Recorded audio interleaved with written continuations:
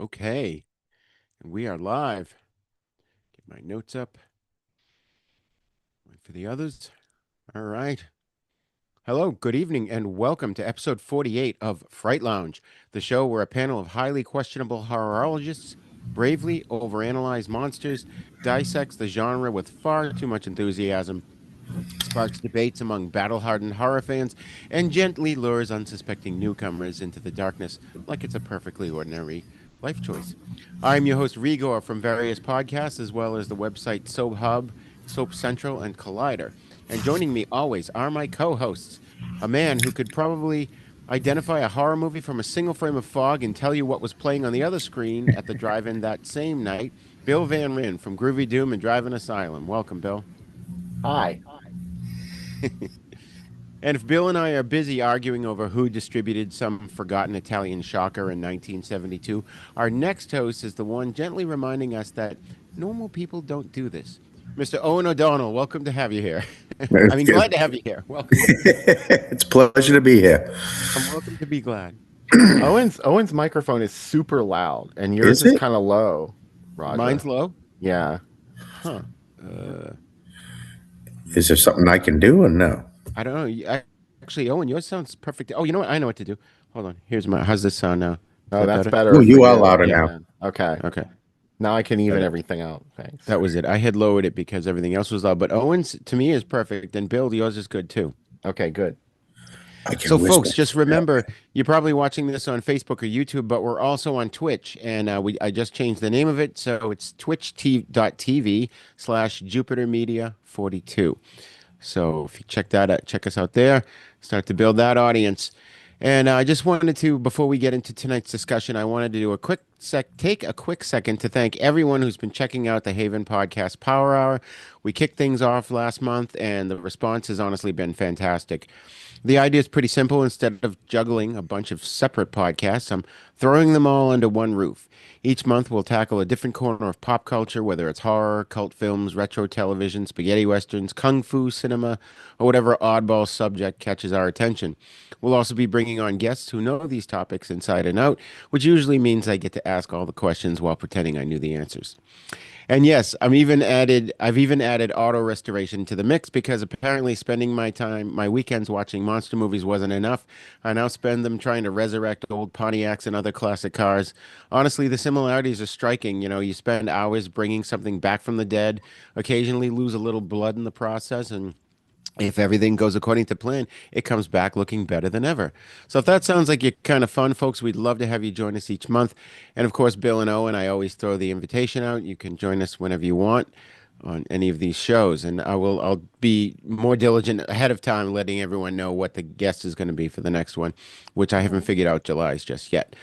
Okay, tonight here on Fright Lounge, we're going to cover two of my personal favorite films that I haven't seen in a long time: The Day of the Triffids from 1963 and 1966's Island of Terror with the legendary horror star Peter Cushing. So before we do that, Bill, why don't you give everyone the address where they can find you online? You can go check out my fanzine. I'm the editor and publisher of Fanzine Drive-In Asylum. It's at groovydoom.etsy.com. And every Saturday night, well, usually every Saturday night, I do a show called the Drive-In Asylum Double Feature with my co-host Sam Panico and various other guests and co-hosts. So check it out. It's on the Groovy Doom YouTube channel and the Groovy Doom Facebook page. Thank you. Awesome, awesome. And so, all right, so up first, we are going to discuss Day of the Triffids from 1963. And I'll give you the synopsis here. Most people wake up after sleeping through a big event and worry that they've missed work. Bill Mason, or is it Mason or Mason? I'm not Miss. sure. It's spelled Masen, so it looks like Mason, but it's probably Mason. All right, anyways, Bill, not this Bill, wakes up after eye surgery to discover nearly everyone else has gone blind thanks to a spectacular meteor shower. Suddenly, the biggest concern isn't catching up on the news. It's avoiding giant, mobile, carnivorous plants that apparently took humanity's collective lack of vision as an engraved invitation. As civilization rapidly collapses, Bill gathers a small band of survivors and attempts to navigate a world where grocery shopping has become a full contact sport and every rustling bush might actually plot your demise. The Triffids, meanwhile, shuffle along at what appears to be a leisurely gardening pace, proving that determination can make up for a shocking lack of speed. The film balances post apocalyptic survival, classic British sci fi charm, and some wonderfully ambitious monster effects that have become beloved by generations of horror fans. It's earnest, suspenseful, occasionally unintentionally funny, and remains one of the definitive nature fights back movies long before killer plants became fashionable. So, first impressions. Oh, and I was curious, have you ever seen this one before? I had never seen it before. First time was today, actually, Oh, nice. this morning. I And what was watched your it. first impression? What did you think? I didn't mind it. It was a pretty good movie, but I'll tell you, the first like hour took a while. It was kind of slow. It seemed like a movie that was more about blindness than the actual Triffids. But then it took off. It took off, and it was your typical classic '60s horror. And you could tell they might have taken. I know probably around that time they probably like Little Shop of Horrors had just come out, maybe a couple years earlier, like the Yeah. original. Oh, So that was the 50s, though, wasn't it? no, that was 60, I believe. 1960. Yeah. Okay. Right. And then this is 62, 63, right? The Triffids. 63. Yeah. So I thought maybe they were trying to, capitalize a bit on that craze if, you know, with the whole Venus flytrap thing, But feed me, Seymour. But interesting, it was very, very interesting. My first impression was at first I was like, this is slow and I don't know, but then it picked up and I really enjoyed it. Nice. Nice. Bill, This when is did an you first see old, this? old TV watch for me. I Yeah. used to always see it on TV, and honestly, I would just sort of ignore everything that happened up until the last half an hour. Because, like Owen just mentioned, it is a little slow going, especially when you're expecting a movie about killer plants. That's not really what the story is all about. I mean, Right. it's the big finale, but there are plenty of other things going on in this world at the same time. Like most people have suddenly become blind, and this is an apocalypse of a sort. Even though mankind does survive at the end, thanks to seawater, there was why do these things always happen? Like the aliens that come and try and take us over, or whatever happens, it's always like a virus or seawater that kills them. They Right. didn't Right. plan ahead, didn't know any of this stuff. So it really was scary as a kid, to me anyway, because of the fact that everybody in the world was just suddenly affected by something they had no control over. It was just this meteor shower happened and they lost their sight. Now there are these killer plants. It's almost like they were working in concert. Um, Right. First the meteor, then Yep. the plants come to life and try and eat you. So that was really scary, and especially that scary, scary finale in the lighthouse. Yeah. And just the concept of everyone going blind is terrifying. But Hmm. I definitely saw this in the late night horror creature shows, and this one always stuck with me. As to both films tonight, I love the stories and the characters. I've never noticed before that this movie kind of drags at in the first half of it, and now that I think about it, I can see where you guys are coming from. I guess I never really noticed that, but I love how like the beginning of this movie directly influenced the first episode of The Walking Dead and the movie 28 Days Later because both start with a guy who wakes Yes. up. I said that to my girlfriend. She was watching it with me. I go, oh my God, this is like The Walking Dead. This is the beginning. Same thing, Yeah, you know? The yeah. walking So plants. I love that. I remember watching the on PBS. They played the BBC miniseries about this back in the 70s, and I always thought that was really creepy too. Yeah. And this one, a few years ago, I read the book, and I'll get into it later. There are some major differences between the book and the movie, but I felt that the effects held up for the most part. I think they were a little, wonky here and there, but that's to be expected for a movie from 1963. They work. Yeah. So it's directed by Steve Seckley, who also did Revenge of the Creature and The Atomic Submarine and a bunch of other sci-fi and adventure films. And of course, Freddie Francis is uncredited in doing reshoots and working on second unit. He would later go on to direct Tales from the Crypt and The Creeping Flesh and became one of Britain's most celebrated cinematographers. I think he won awards for like Glory and The Elephant Man, right? Bill, anyone? Glory, probably. Yeah. Yeah, I'm not sure about that. Um, and then the writers, we've got Philip Jordan, who also wrote the American or the English version of the English adaptation of the first Godzilla, Godzilla King of the Monsters.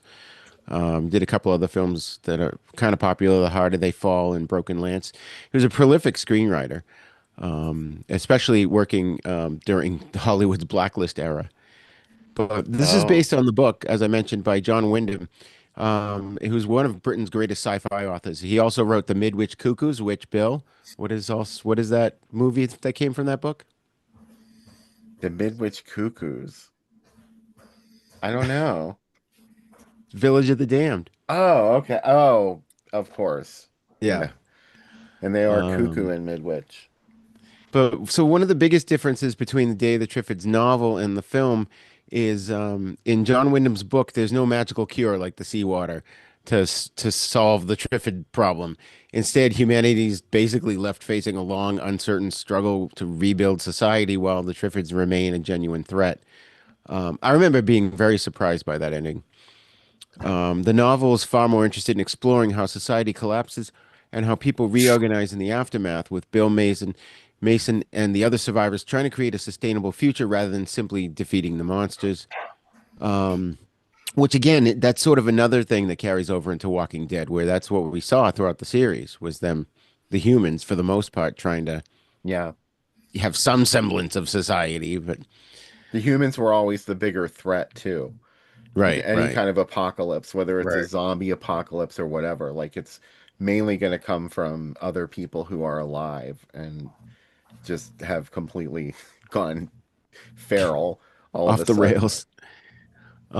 It did also the film streamlines a lot of the social commentary that was in the book and introduces like sort of a more traditional sci-fi climax with the seawater that we talked about. Because they wanted audiences to walk away with a happy feeling, a happy ending. Isn't that always Uh, the way? It's like a I know. Hays Code holdover. Yeah. But either way, it doesn't matter because this movie I thought is a fun creature feature. Like you said, it's post-apocalyptic themes and if you want more, go read the book. I think they're both just as good. It's just two different ways to tell the story. That's like actually Poseidon Adventure is one rare situation where I felt the movie was better than the book because the movie streamlined a lot of characters, like the Red Buttons character. There's two or three different characters in the book that got condensed into his character in the movie, and it just made more sense because we didn't need to know about the backgrounds and stuff. I Hmm. didn't know. I never read the book, so Hmm. Yeah, that's I read it interesting. for it was like a literature of the sea course I took in college, so I picked that to read. Um, so we've got Howard Keel plays Bill Mason, best known for Seven Brides for Seven Brothers, Kiss Me Kate, and he was on Dallas as well. Do you know what this movie reminded me of in the visually and just the way the characters were portrayed? It reminded me of the original War of the Worlds. It just had that, I felt it had that same kind of vibe. Like the empty cities, things like that, and Yeah, yeah. cinematography or And the whatnot. cinematography mainly, yeah, and Yeah. just the way the characters present themselves. And, I liked it that it was a very, like, you could almost imagine the Triffids, like, because they established at the beginning that the Triffids arrived on Earth through meteors. Sort Yep. of like Invasion of the Body Snatchers, which was also a book around in the movie around the same time. Actually, yeah, around the same time. And um, you could also almost imagine how these Triffids, whatever they are, purposely blinded half the planet to soften us up, and then, like you said, Bill, awaken all the plants and to take over. Well, I think they didn't arrive on the meteor. There was something on the meteor that triggered their mutation. And it was Oh, okay. ordinary Earth plants or ordinary Earth triffids, and they had become mutated and were suddenly carnivorous Oh, all because right. of this Okay. event that blinded everybody. So it was really strange. You know what other movie reminds me of that now that I'm thinking about it? Night of the Comet. Yes. Oh, It's another movie where they wake up and it's an empty city, and where did everybody go? Yeah. a similar, also sort of like the breakdown of society. Hi, Yeah. Vivi. Yeah, that's a good one. There's Vivian. Vivian Voorhees. I'm 54. He's an old friend of the Van Hey, Ryn look Hang at you. Boys. Is there with the rest of the cast is we've got Nicole Mari who played Christine, Jeanette Scott played Karen, Kieran Moore played Tom. They were all in a bunch of different, horror movies. I think Paranoiac came out around 66 and Jeanette Scott was in that. Anything you want to say about the cast at all, Bill? No, I mean, I'm not really familiar with those actors, honestly. Like that, they were sort of, there was no Cushing in it. There was no Christopher Lee. I wasn't familiar with them, but that sort of added to my enjoyment of the film because it seemed like more plausible to me because I didn't recognize the actors in it. It took me out Right. of the idea that it was a movie. And Yeah. there is an intensity to this film too that I think is another similar film is oh what's that movie called? Fiend Without a Face Right. with the brain monsters. It's like a brain and a spinal cord flying Yes. around and Yeah. uh there's a similar ending to that where there are characters trapped inside this place and the monsters are getting in. And it's very Night of the Living Dead too. Oh yeah. That's Yep. another way, another movie that comes to mind when I see the ending of Day of the Triffids, because there was this standoff against the threat, and these just a few people that were still living. Everyone else had been consumed or otherwise dispatched. Right. Now, now I kept saying throughout the movie, I'm like, fire. Like, fire. Fire kills everything. It kind of worked, but they didn't really elaborate if it worked because then there was a whole bunch still left afterward. Right. Yeah. I would imagine too that burning triffids smell like broccoli, so Yeah. you probably don't want that. Asparagus. Yeah. There might have been some Mm. reason, I can't remember what they said in the film. There might have been some reason why they didn't want to do that. I mean, he did. He Burn, burned touch a whole someone. bunch, and He they did. showed them all burning, but then like the next scene, there was still another thousand of them sitting there. So I Yeah. Yeah. can't tell if like more just showed up and the fire does work, or if it just didn't work at all. They could regenerate themselves. True. There was, they did have that capability. So maybe fire was not enough. So maybe it wasn't scorched earth enough to kill the Triffids. Right. It wasn't, Right. they needed more fire. But Right. for whatever reason, they just came right back after you burned them. Right. I mean, Yeah. they did Yeah. explain there would be a lot because of the pollination, like how the way they, Hmm. their seeds just flow in the wind Yeah. Yeah. and grow. So yeah, Again, that reminded me of Invasion of the Body Snatchers, although now I got to look that up because I read that book too. And the original movie was in the 50s, right? Yeah, it was 56, Yeah, yeah, 56. I So, think. and that came out that book may have influenced this book, you know? I've never read that Uh, book either. You've read The Body Snatchers? yeah, it's really good. Wow. It's really and like the two movies, the 56 version and the 78 version with Donald Sutherland, they both draw like the best elements from the book and they both work it differently, you know. Hmm. I'm just gonna check our feeds here real quick. Okay, yeah, we're live on Twitch, which is cool, and we are live on YouTube and thing. Oh, here we go. Frank Palvino said Hi, Frank. he said I wish there was a disco in the waiting room. Oh, of the show. And were the Triffids the first slow chase monster? I don't know. That's a good question. No, there was the mummy. He was a Oh, very that's right. slow chase monster. The Yeah. mummy was easy to outrun. Yeah. Even when Lon Chaney Jr. played him. It should have been salt with a little lemon, he says. And There've folks, never feel been free to, running mummies. right. Feel free to chime in and give us some comments on all our social media places. So I'm going to start now to share. Where did it go? Oh, there it is. Our newspaper ads, our favorite part of the show. All right, so I'm going to zoom in here. We'll look at this one first because that's just a Ooh, great ad. Look at that, huh? I love that one. First run, Chicagoland premiere. That is super cool. They had what else? There's a whole bunch going on here. To Kill a Mockingbird. Ooh, Lagrange. Uh-huh, uh-huh, uh-huh. I like To Kill a Mockingbird. That's another one I read that book too. That's really weird. To Kill a Mockingbird. Yeah. Yeah, that I was a think good that was a book. school thing. Like I they made have you read read it. that one, yeah. Yeah. Look over here on the right. You've got Bob Hope and Lucille Ball in The Day of the Triffids. I want to see that version. Yeah. Miss Carmichael, the Triffids are right outside the door, and you left it wide open. It's all right, Mr. Mooney. I've got some seawater right here in my purse. Oh my God. But look over here too. I always forget The Courtship of Eddie's Father was actually a movie at first with Ron Howard Wow. down there. Glenn Ford and Shirley Jones in The Courtship of Eddie's Father and Ronnie Howard. Andy Griffith's Opie, in case you didn't know.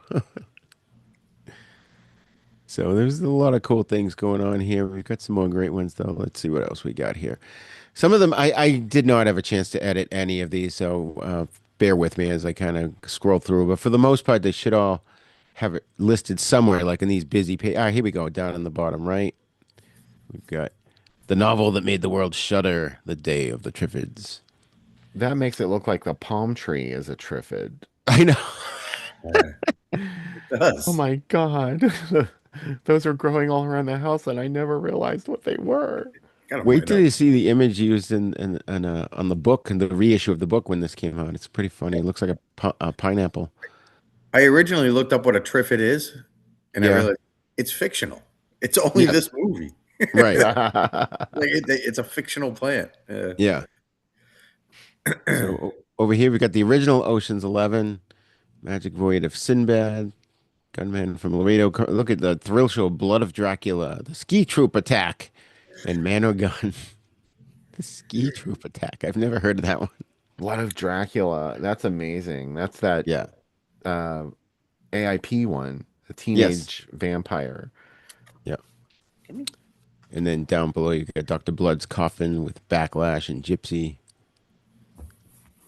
Dave the Triffids with Teenage Millionaire, Chubby Checker in Teenage Millionaire, and Secrets of Deep Harbor. Opens at 10:45. So all these three movies it's a triple feature, I guess. So that's why they squeezed the teenage movie in the middle because they want people to stay for the Secrets of the Deep Harbor. Oh my God, a lot of cool ones. The Birds was out around this time too. Oh wow, look at that. Which one? Teeny tiny little ad for the birds. Which side, left or right or It's middle? right dead center, baby. What's that? Oh, that one right there at the Elgin. Mm-hmm. Yeah, that's a good one. Star View. Yeah. Joanne Woodward in the stripper. Get out of here, Cujo. Kill. Cujo. All right, we'll go to the next page. We've got a lot of stuff going on here. I think there was only a small mention, but there was a lot of other cool movies. Marlon Brando is the ugly American. He's looking pretty good there, though. The List of Adrian Messenger. Wasn't that a horror film, too? It was a bizarre murder mystery, yeah. Tony Curtis. Stony Kurtrock. Dr. No. Call Me Buona with Bob Hope. I saw that in a couple of places. I think in one of the Hawaii ones, it's kind of more prominent. The This Passionate one. Demons. This is where? Right, the Passionate Demons. What were you gonna say? Oh, I was gonna say on the left here we've got Mondo Cane. That was an interesting ad. I've never seen that one before. I believe it's pronounced Mondo Connie. Oh, is it? Okay. Yeah. One of the first Mondo films, at least the Yep. first one, the one that popularized it, the genre. Yeah. And that was like the original Faces of Death before Faces of Death, right? Mm-hmm. Yeah. I mean, that's not. I don't think that was the focus of It wasn't the focus of Mondo Connie, but it did popularize that sensationalized, supposed semi-documentary approach, and it was always all faked. Like it Yeah, was very rare that those movies actually contained literal footage of something that actually happened. that's funny. We've got where did I say? Oh yeah, right there. Day of the Triffids playing with Sophia Loren's That Kind of Woman, and down below with Critics' Choice. All right, and then we got the next page is another one full up with a bunch of stuff here. I'll go from the top. Same things. Mondo Kane. No, Doctor No was still out. That came out in '60. So it must have been either still out or it was a re-release. What else do we got here? Papa's Delicate Condition with Jackie Gleason. Herbie Mann playing the London House. Oh, there you go. The Herbie Mann Sextet. That's awesome. Put it in writing. Whoopsie. Oh, I guess I changed the next page. Oh, well, I guess we'll do that. Bye Bye Birdie. That's a funny movie. It's a spoof of when Elvis went to the military in real life. He got drafted. And so the whole story is about this rock star, this pop star that gets drafted, and all the girls are all upset that he's going away. And it's got a great Chicago's cast. own Anne Margaret. Yeah. And Rock. All these And Flintstone Mark, characters. Dick Van Dyke are probably the only two people still alive, huh? In that movie. Yeah. Yeah, Maureen Stapleton's not alive. Ed Bobby Sullivan's Reagan. dead. Maybe. Ed Sullivan? Yeah, he's long dead. Is Savage Janet Sam. Lee is Janet Lee like related to Jennifer Jason Lee? No, she's No. Jamie Lee Curtis's mother. Her and Tony Curtis Okay, that's right. I knew are she her was somebody's parents. mom. She was in Psycho, Janet Lee, Ah, yes. the main character, kind of, sort of, maybe. For half the What we got? movie, anyway. What? Only for half the movie is she the main Right. Yeah. character. Maybe like even a third. Look at this one in the center down here. It's a cold wind in August, and Mary had a little dot dot dot. Hmm. That looks like the Wild World of Batwoman. It does. A cold wind in August. I'm gonna have to look that one up. It can't be, but it Oh, that seems would be a like warm wind, I guess. Milford. Oh, no, I don't know where this is from. I can't see. Oh, here we go. Chicago. All right. Then we got the next page. Oh, this had some pictures at the top here, I think. Savage Sam, the Nutty Professor on the right, To Kill a Mockingbird, Cary Grant and Doris Day in That Touch of Mink. And on the left, Howard Keel meets an angry mob in this scene from Allied Artists' release, The Day of the Triffids. Oh, all right. Raise your hand if you had a Venus flytrap as a kid. me. I remember sending away for that in the back of a comic book. They always died so easy. They Yeah. did not tell you how to take care of those plants. No. Here we Did go. you Day of the actually Triffids. flies? They would catch flies and eat them. Yeah, it was pretty wild to watch. But it's like if your house is clean to begin with, you don't really have that many flies, so it's kind of anticlimactic because there's not a lot for them to eat. I always killed mine by giving it hamburger. I would put like a piece of hamburger in there, and it was always way too big, and the trap would close on it, like, and then the next day it would be rotten. Oh God, It had a massive coronary. Yeah. you're lucky the Triffids didn't come for you, Bill. But here's that famous poster on the left again. The Triffids are killing. The Triffids are growing. The Triffids are coming. I read that in reverse order. Okay. Oh, and here's just some artwork from the movie. That's cool. I like that. That's really nice. Nicely done. Very, very 70s sci-fi cover. I wonder if it might be from a re-release, like a reissue of the book. I love it. Yeah. And look at this guy's on fire, Owen. Oh, See, you're I just turned the fire back on you. right. Oh, that's what I was going to say earlier. I believe in the like there's a one shot in this where the main character and the little girl manage to get into a car and they're taking Yeah, off just as the plants are attacking and one plant spits something at the back window. And it's the only time you see it in this movie, and I think I remember from the book. I could be wrong, but I'm fairly certain that what the plants did was they would spit the stuff in your eye if you could see, blind you, and then attack you. yeah, So that again ties it into maybe they purposely blinded the planet some for some reason, or maybe there was mhm. something above them that was of a higher intelligence and sent them down, blind the planet, soften it, send these guys in to wipe everyone out, and then they could take over. Right. Yeah. All right, so up here we've got a couple of good ones on the upper right here. I have to move our little images. White hot terror, cold clammy fear, maniac. I don't know if I know that version, that movie Right. Maniac.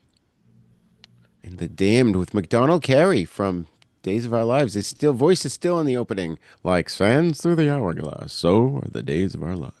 Really? Yeah. And The Damned. Do you know anything about these two movies, Bill? It looks like it's an Maniac. X-rated film. No, it's there was another movie known as Maniac in 1963. I think is when that movie came out. It's a I Hammer love the. film, I'm pretty sure. Oh, okay. I love the warning at the top. Don't go alone. Take a brave, nerveless friend with you. They were the damned. Yeah, I I don't know forget that. what The Damned is. It's interesting. It almost reminds me of what's the one that we talked about last week with the bikers that figure out if you kill yourself, you can live forever. Psychomania, Psychomania, yeah. The Death Wheelers. Then we have Man Against Man, Men Against Beasts, Sword of the Dragon. 4 years in the making. Cast of 105,000 and 11,000 horses. Good Lord. All right, what else we got? Oh, here we go. Donald Houston is in threatening mood in BLC's Maniac. I have to keep moving things around here. But over Yeah, here, the Granada. those were both Plus Hammer we've got films. I Dave just the looked it up. Triffids. This is from England, the Ealing and Acton Gazette. What year was Psychomaniac? Psychomania was 73. Bill. Yeah, can you hear Oh, me? no, I can't hear you again. Yeah. Hold on. I think, how did I do this last time? I think Hello, I hello, muted my hello, mic. hello. Hello, hello. Can you hear Quiet. me? I still can't hear you. Why did I do that? Hold on. There's a way to. Oh, I can't. Can I change my audio while I'm here? Hold on. I'm gonna stop my video. Stop. Now, how do I start the? Oh, there we go. Start video. All right, hold on. I'm gonna get out of this for a second, guys, so I can fix Okay. my audio here. I Yeah, believe last time I did this is I changed it to that. Check, check. Can you hear me? I can hear you. Can you hear me? You. I can't hear you guys. Hold on. Let's change this one. Test, test. I don't think there's anything there. Go back to this one. Hello. Hello? Ah, Hello. I hear you guys. Okay, good. Okay. Back to I don't know why it does that. I was gonna change over to a different streaming platform, and we'll maybe do that next month. So, all right, we're England. So, what were you saying, Bill? I said that those were two Hammer films, Maniac and These Are the Damned is the full title Oh, of that okay. movie. And it's about a, a government experiment that's they're experimenting on children. And it's told from the perspective of like a youth gang. So they were both Hammer films. Okay. All right. That makes sense. And it's also playing. Oh, we said that already with the Legion's Last Patrol. Are you guys seeing this? Am I sharing it? Yeah. Yeah. Yeah, Okay. we can see it. Very good. We've got Alec Guinness.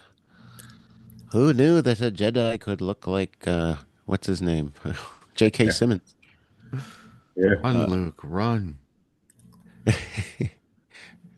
Sir Alec Guinness, that august and thoughtful actor, proves he is also a thrifty and cautious businessman. So, anyways, the Triffids win through. The Triffids are vegetables that kill. They appear to terrorize the world and crush civilization in John Wyndham's sci-fi novel, The Day of the Triffids.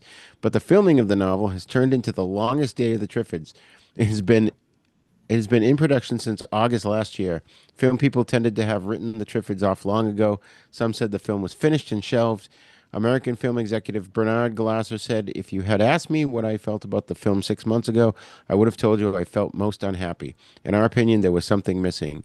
A number of film companies wanted to film the book until they found the technical problems of producing convincing Triffids defeated them." And then it goes on and on about it, how they made 300 miniature models and just took them forever to really get it to look. And I don't know. What do you guys think? I thought the effects looked great. Yeah, it wasn't bad. The only thing that really stuck out to me was the early on plane crash. Yeah. That looked odd. Yeah. Yeah, it Before wasn't that entirely time, those convincing. other plants were fine. Like that was pretty good graphics, you know. Yeah. What'd you say, Bill? I believed that the plants were dangerous, but also it was kind of like it wasn't stop motion, but it was the same kind of concept. Like it doesn't look real, but you can accept it, Yes. even though you understand that it doesn't look real. That's how I Right. felt about the Triffids. I thought it was great. It Right. was a little claymation. Yeah, Yeah. Yeah, Or well, puppets too. it never bothered me as a kid, so I never even considered it as an adult, you know. Right. I never thought And about it. I've quoted this before. Roger Ebert once said, CGI looks real but feels fake, whereas Yeah. stop motion looks fake but feels real. feels Yeah. real. That's a good analogy. Yeah. uh, All Comparison. right. So we get a bunch here. Oh, here's a better poster of the damned over here. Oh yeah. All right. I can see it much better now. That's cool. Again, Aw. this is from the Harrow Observer in England. Oh, here we go. In The Damned, an attempt has been made to comment on the various evils gnawing away at modern society, and on a different level, it might have been made into a good science fiction thriller. I gotta check these out now. John Wayne, meanwhile, doing Red River on the right there. Where did I see now? Let's see. We're looking for Day of the Triffids. Ah, here we go. On the bottom right here, Day of the Triffids playing with the Legion's last patrol. Stuart Granger. Dorian Gray was an actor? Among many things. Oh my God. All right, next. We've got more. Here we go in the upper right. We've got the Triffids in color. That's always a bonus. Triffids are coming to devour the human race. And also, gold lust was the lust. Gold-skinned beauty was the trap. Rock Right. on Gold Lust Woman. Oh man, we've got Judo Lifetime over here, and Jason and the Argonauts. I've never heard of Judo Lifetime. Exciting fast action judo attraction. I don't think that's a movie. I think it's like a demonstration or something. Roller derby. Well, it says Japanese film with English subtitles, so maybe it is a Japanese film. Oh, roller derby, yeah. Featuring the New York Raiders versus the Hawaiian Chiefs. And look at this. Gas is available everywhere. Right. Use more gas.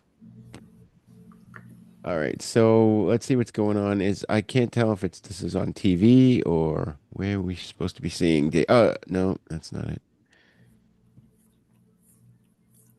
Uh, we've got As the World Turns on the Doctors. You buy a Playtex Cross Your Heart bra. Cross my heart, hope to brar. I don't know why. Oh, I guess it was this one up here that we. Okay, there you go. That answers that question. Now I gotta move this again, and then we've got some more stuff.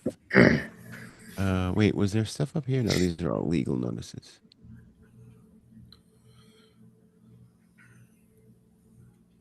Fury of the Pagans. I don't know that one. People against good and niceness. Yeah. Remember that Dragnet? Yeah.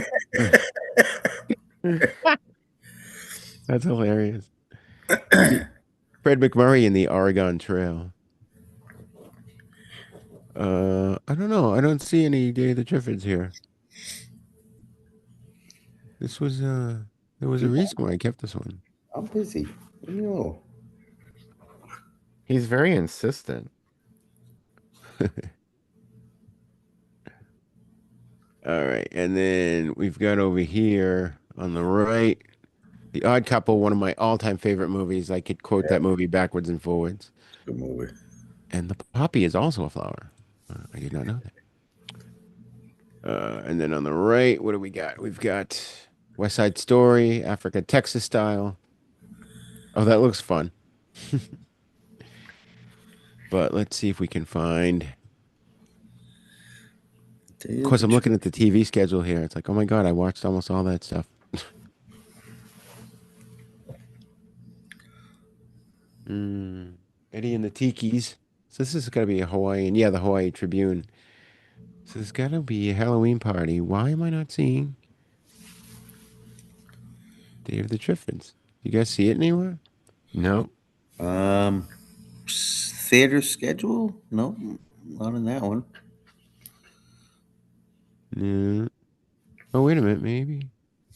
Ah, there we go. Right there. Torture God. Oh, yes. That's why I kept this one because Torture Garden's playing with it. Now that's a double feature with Burgess Meredith. That's an anthology horror film. Yeah, I don't really remember that one very well. I need to watch that again. Yeah. Cushing's in it too, isn't Yes. Yep. Yeah. It's an anthology film. I have that on Blu-ray actually. I'll see if it's available. We can check that out and maybe for next month. Torture Garden. That one I remember watching late at night and it just scared the crap out of me. Okay, and then we've got Gregory Peck. When Gregory Peck reads from the Bible, it sounds like he wrote it. he? He did, didn't he? I think he did. Him and Burt Lancaster and Kirk Douglas. All right, what do we got over here? We got Tom Jones. Oh, not the singer, the movie. It's a mad, mad, mad, mad world. I love that. That was a great movie. Oh, I love that movie. It's under a What's big. his- What's his name? Jimmy Durante at the beginning. He literally kicks the bucket when he dies. Yeah, that's right. Oh man. Here we go. Tropical Touch of the Dutch. What the hell does that even mean? Produced and narrated by Gene Porterfield and Lisa Checkering. Huh. All right, it's got to be in here somewhere. I'll bet you it's down in the bottom here. Warrior of the Wind. Challenge at Mount Fuji. Those sound like Japanese films. Three Riddles. Kung Fu movies. I see it. Where? Right at the top of the screen right now. Ah, yes. Second feature Yep. to that Charade. charade. And then Bob Hope and Call Me Buona. I remember that being on like Channel 56 on Saturday afternoon. Call Me Buona. Okay, and then we've got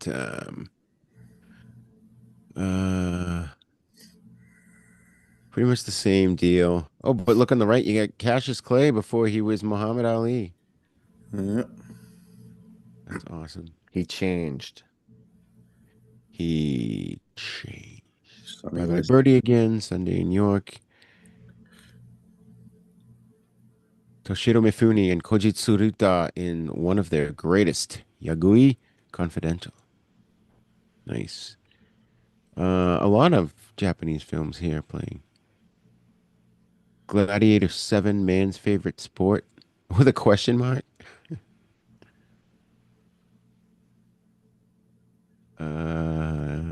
Come on, we can find it. We can find it.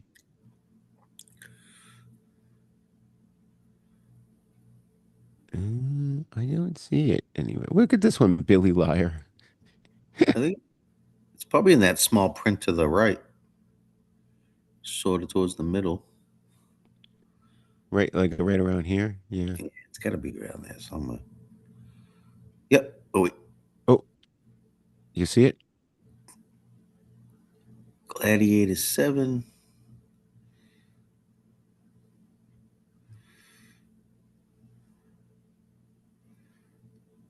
Oh, Hmm. I don't see it anyway. Oops. Man Against Machine.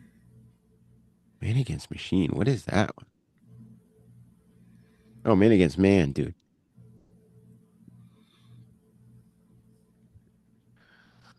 Well, we know what was playing around this time. Or maybe it was up here. No. Children of the Damned. There you go. Otherwise known as the Midwich Cuckoos. Well, unless there was something up here, I don't see anything. Natalie Wood.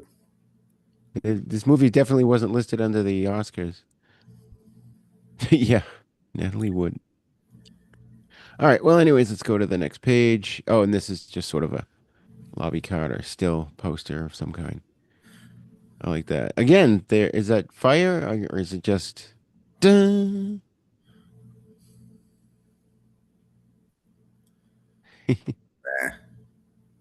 I don't know. It's hard to tell. This poor guy down here. I think he's the one that was on fire in the other poster. Now he's getting swallowed. Right. And then, oh yeah, I want Bill to see this one. And he could probably explain it better than I can, but Owen, they used to do these things called spook shows. And I think a lot of them would start at midnight and they'd play two or three movies. And sometimes they would have like someone from the theater dress up like a monster and jump out from behind the screen and grab a girl from the audience. The spook show. There was all kind of stuff that happened at a spook show. It wasn't all about the movies. They would Yeah. have like magic acts on stage sometimes, like ghoulish magic acts, like I don't know, like a fake seance or something. And yeah, like Roger said, sometimes there was a plant in the audience who would be endangered in some way, which is really a very dangerous thing for the management to perpetuate. You never know what someone's going to do, how they're Yeah. going to Yeah. react to start murdering the poor kid in a rubber mask who's, Right. you know, Seems like a lawsuit waiting to happen. he was going to kill her. He was going to kill her. It's a good triple feature though. Monster on the Campus, Creature Walks Among Us, that's the third creature from the Black Lagoon movie, and The Mummy in Technicolor, which is the Hammer Mummy. Hmm. That's a mean mummy. I like that Yeah. mummy. Christopher Lee is awesome as the mummy in that.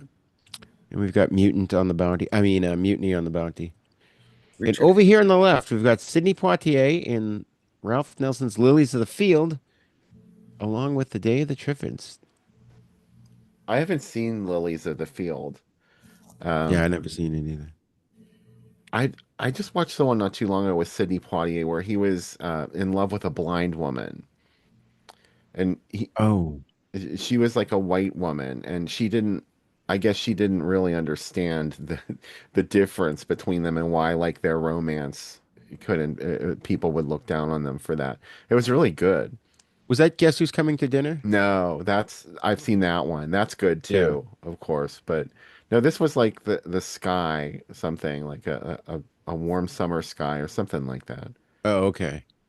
I Anyway, think he was, yeah, he was really young. He was in Blackboard Jungle. I love that movie. mm-hmm.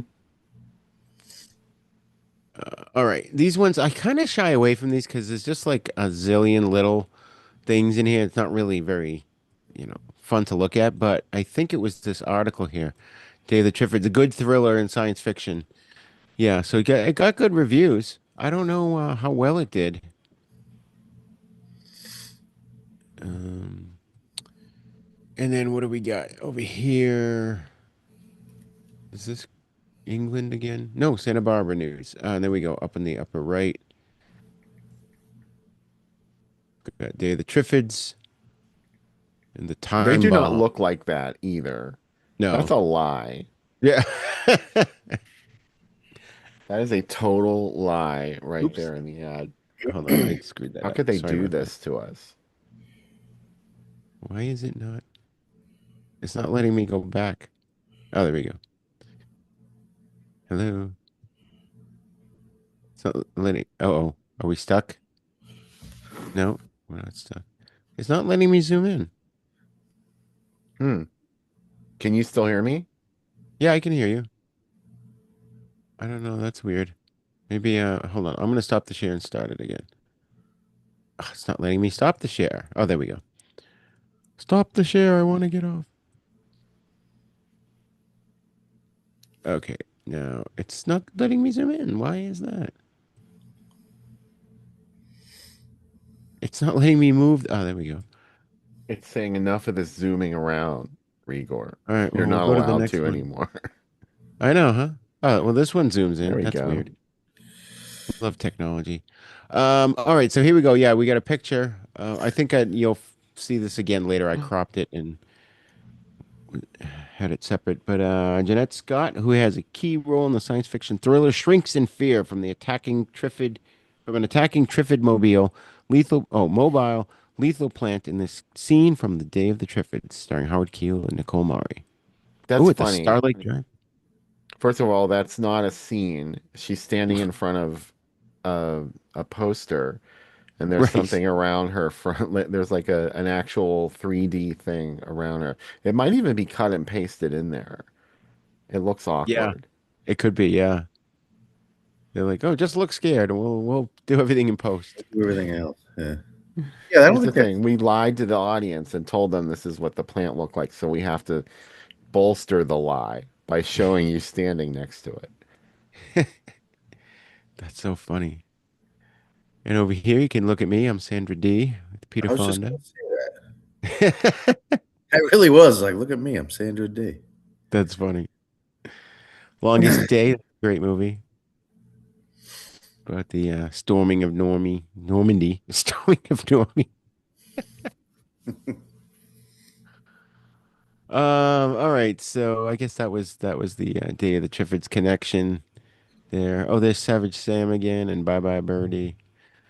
Oh, and this one, the L-shaped room. Okay. I call it a corridor, but you call it a room. All right, whatever. Next up, we've got It's a more of fire the same. hazard. Oh, this is actually the exact same thing. I don't know why there's two of them. Here we go. Here's more. This doesn't happen in the movie either.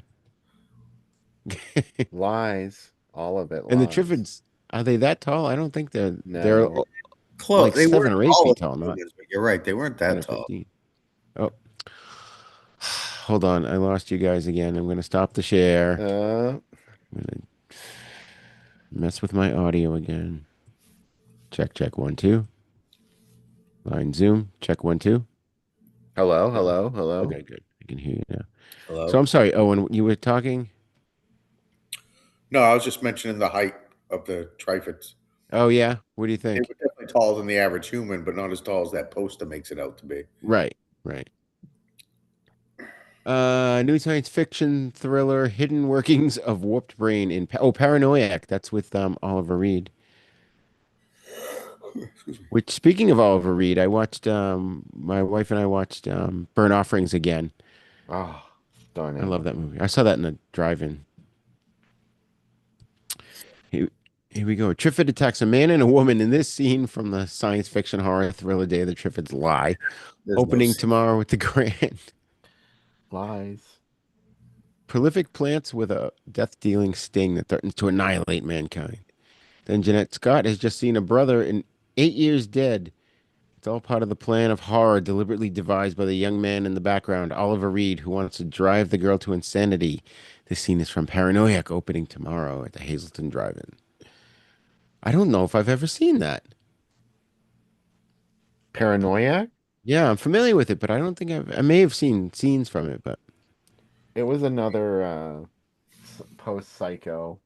yeah. There's a masked killer in it. I don't remember much about it. Look, there's Betty and Joan. Whatever happened to Baby Jane? Oh, yes. Yep. But you are, Blanche. You are in that chair. That's a creepy one. We'll have to cover that one sometime. Paranoiac, an excursion into chilling terror that takes you into a twisted mind. Me? And what else do we have?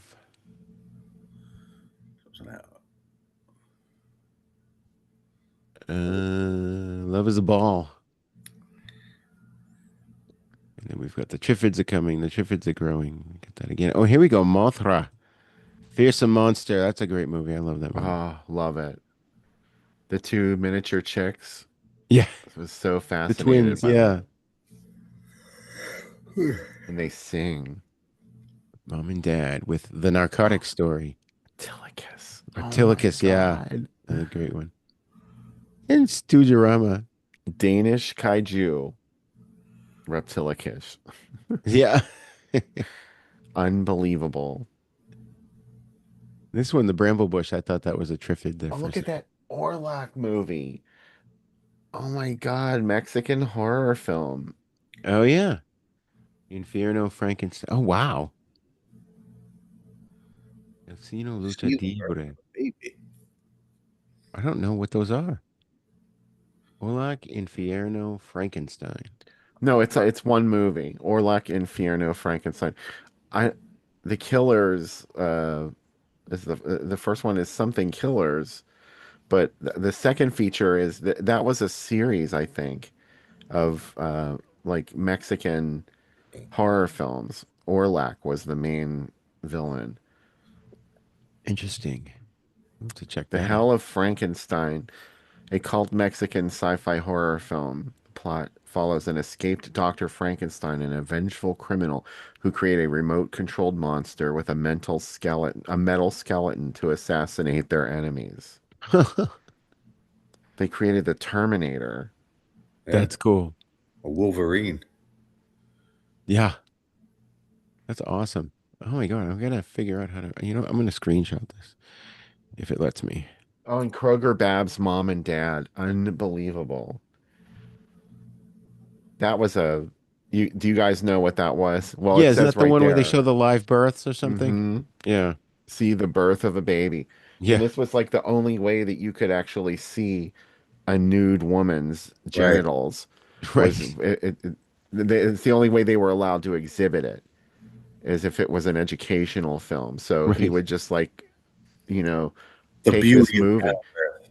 What's that? The beauty of childbirth. Yeah. Yes. Like that's what they guised it under. And if you've ever seen a childbirth, it's not beautiful. No. No. This is a very strange thing to be exhibiting. And I think in some cases they didn't really show I think somehow you got ripped off and Of you course. didn't actually see what they promised that you were going to see. I could be wrong, but the point is that he just took this movie around from city to city and like would show it in a tent sometimes, but obviously he started booking it into theaters and it was an event. He positioned it as an event, and this was a movie that everybody wanted to see, and you were going to actually see a live childbirth, and dudes were like, oh yeah, we'll see a woman's naked lower region, so yeah, we'll go. That's so funny. And you could bring kids too. No one under high school age unless accompanied by a parent. Yeah, it was Uh, educational. All right. This is the one I was telling you about. Look at this picture of the Triffid. What is that? It looks like a Lorax, so like something from Dr. Seuss. I know. A It's like it Triffid, the looks deadly walking plant imagined by John Wyndham from the cover of The Day of the Triffids published by Penguin Books. that looks like a dude that needs to freshen up with the clippers. Yeah, a little manscaping. It's like you let it go for too long now. Once you go that short, you can't let it look like that, or you'll feel like a pineapple. So this article here, and I'm going to break away from the, well, no, maybe I don't have to. See if I can get my notes. Yeah, it's probably here. Okay. So this article is actually written by John Wyndham himself.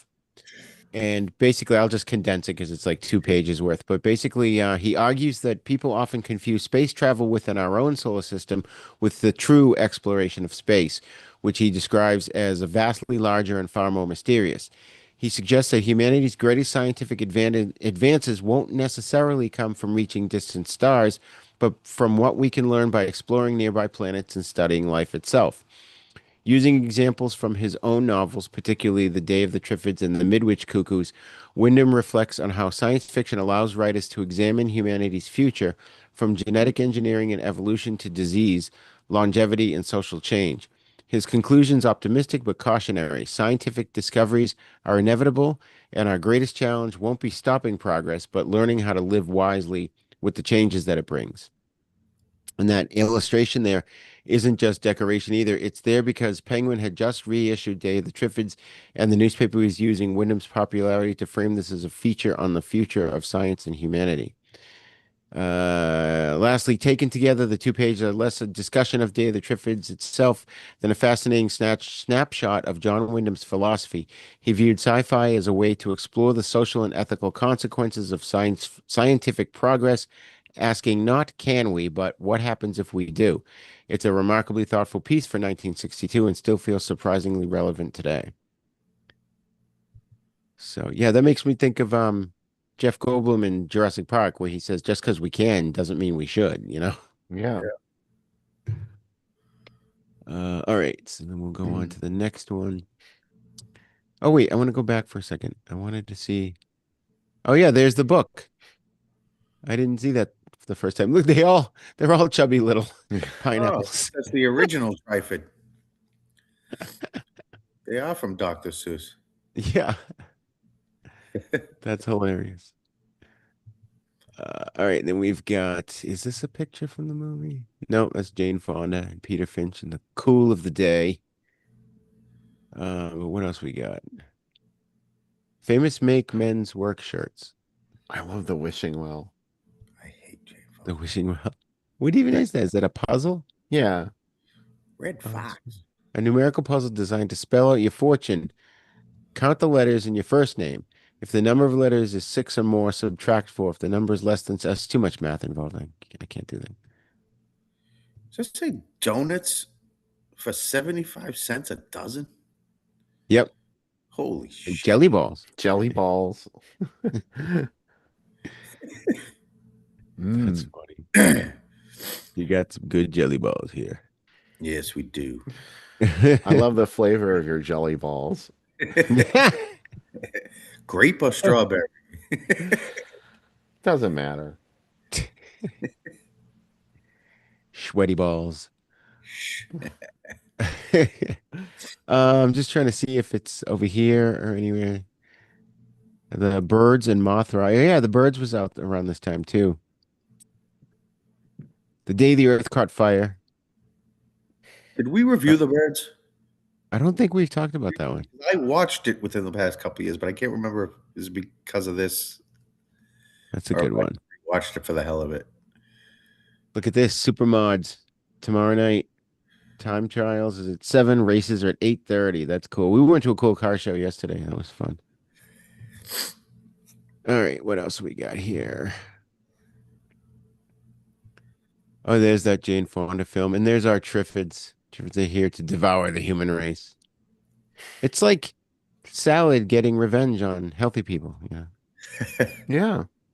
All Like right. you thought you could just keep getting away with it, didn't you? Right. Anti-vegan movie. Yeah.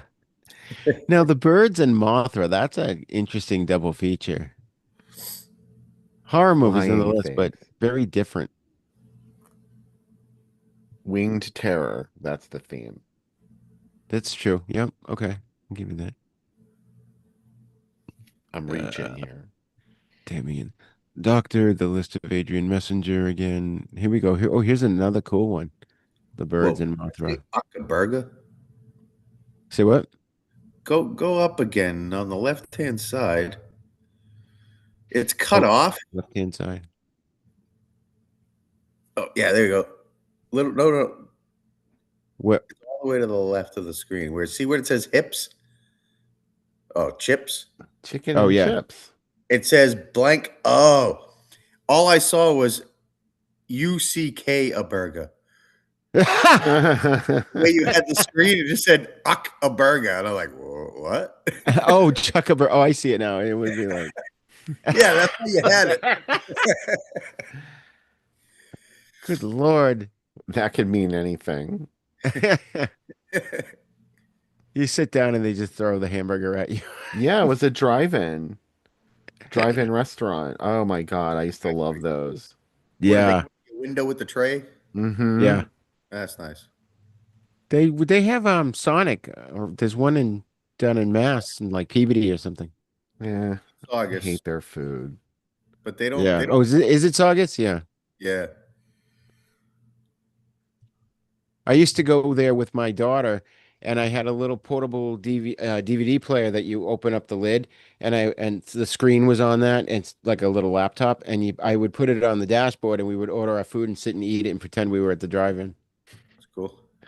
Yeah, it always had this empty feeling to it because you were not at the drive-in. That was the one thing I didn't like about going to Yeah, those. Like now I want to be at the drive-in. I know. All right, so we got the same stuff going on here. Lucille Ball and Bob Hope and Miracle Worker. The Birdman of Alcatraz with Burt Lancaster. Day of the Triffids. Where do you see that when I was looking for that? It's right next to Love Is a Ball to the left, above payroll. Oh yeah, don't mind me. It's been a long week.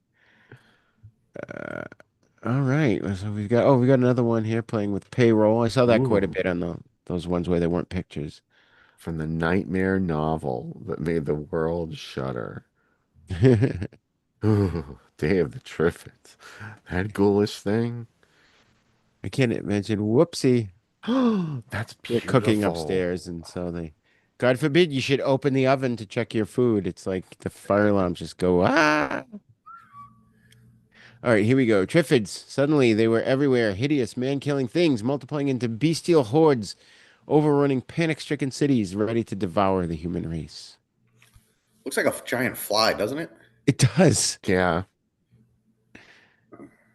Oh my God. Brundlefly. It has Submarine millions service boys. Oh, Operation Bikini. of Well, Tab Hunter's in it, so it could be anything, right. It you could go know? either way. Carry on, regardless. I have yet to watch any of the Carry On movies. I really want to see them. In fact, I Carry think I have some on a hard drive somewhere. The Quick and the Dead, Operation Bikini has a double feature with The Quick and the Dead, which I don't know if the the one with Sharon Stone is a remake of this one or not. I can't stand the laughs, honestly, for Carry On, regardless. You can't stand them, but No. Owen, can you stand the laughs? And I've never had to. For those who don't know, there was a series of movies from like the 60s to the 80s from England called Carry On, and it was always Carry On and something like this one is Carry On regardless. It was what I think there was some horror comedies like Carry On Dracula and Carry On Screaming yeah, was one Carry of On them. Screaming, that's the one. And they just were just I don't know. How They're about You just you like have Carry to kind of like satire. British humor to. On? All right, and we get the same stuff going on here. There's another Triffids one. And Paranoiac, that's a good one. I like that.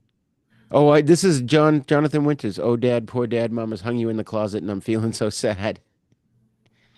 That's a hard movie to get through. I don't know, there's something weird about it. I didn't know they made a movie out of it. You didn't? No, I think that's a play.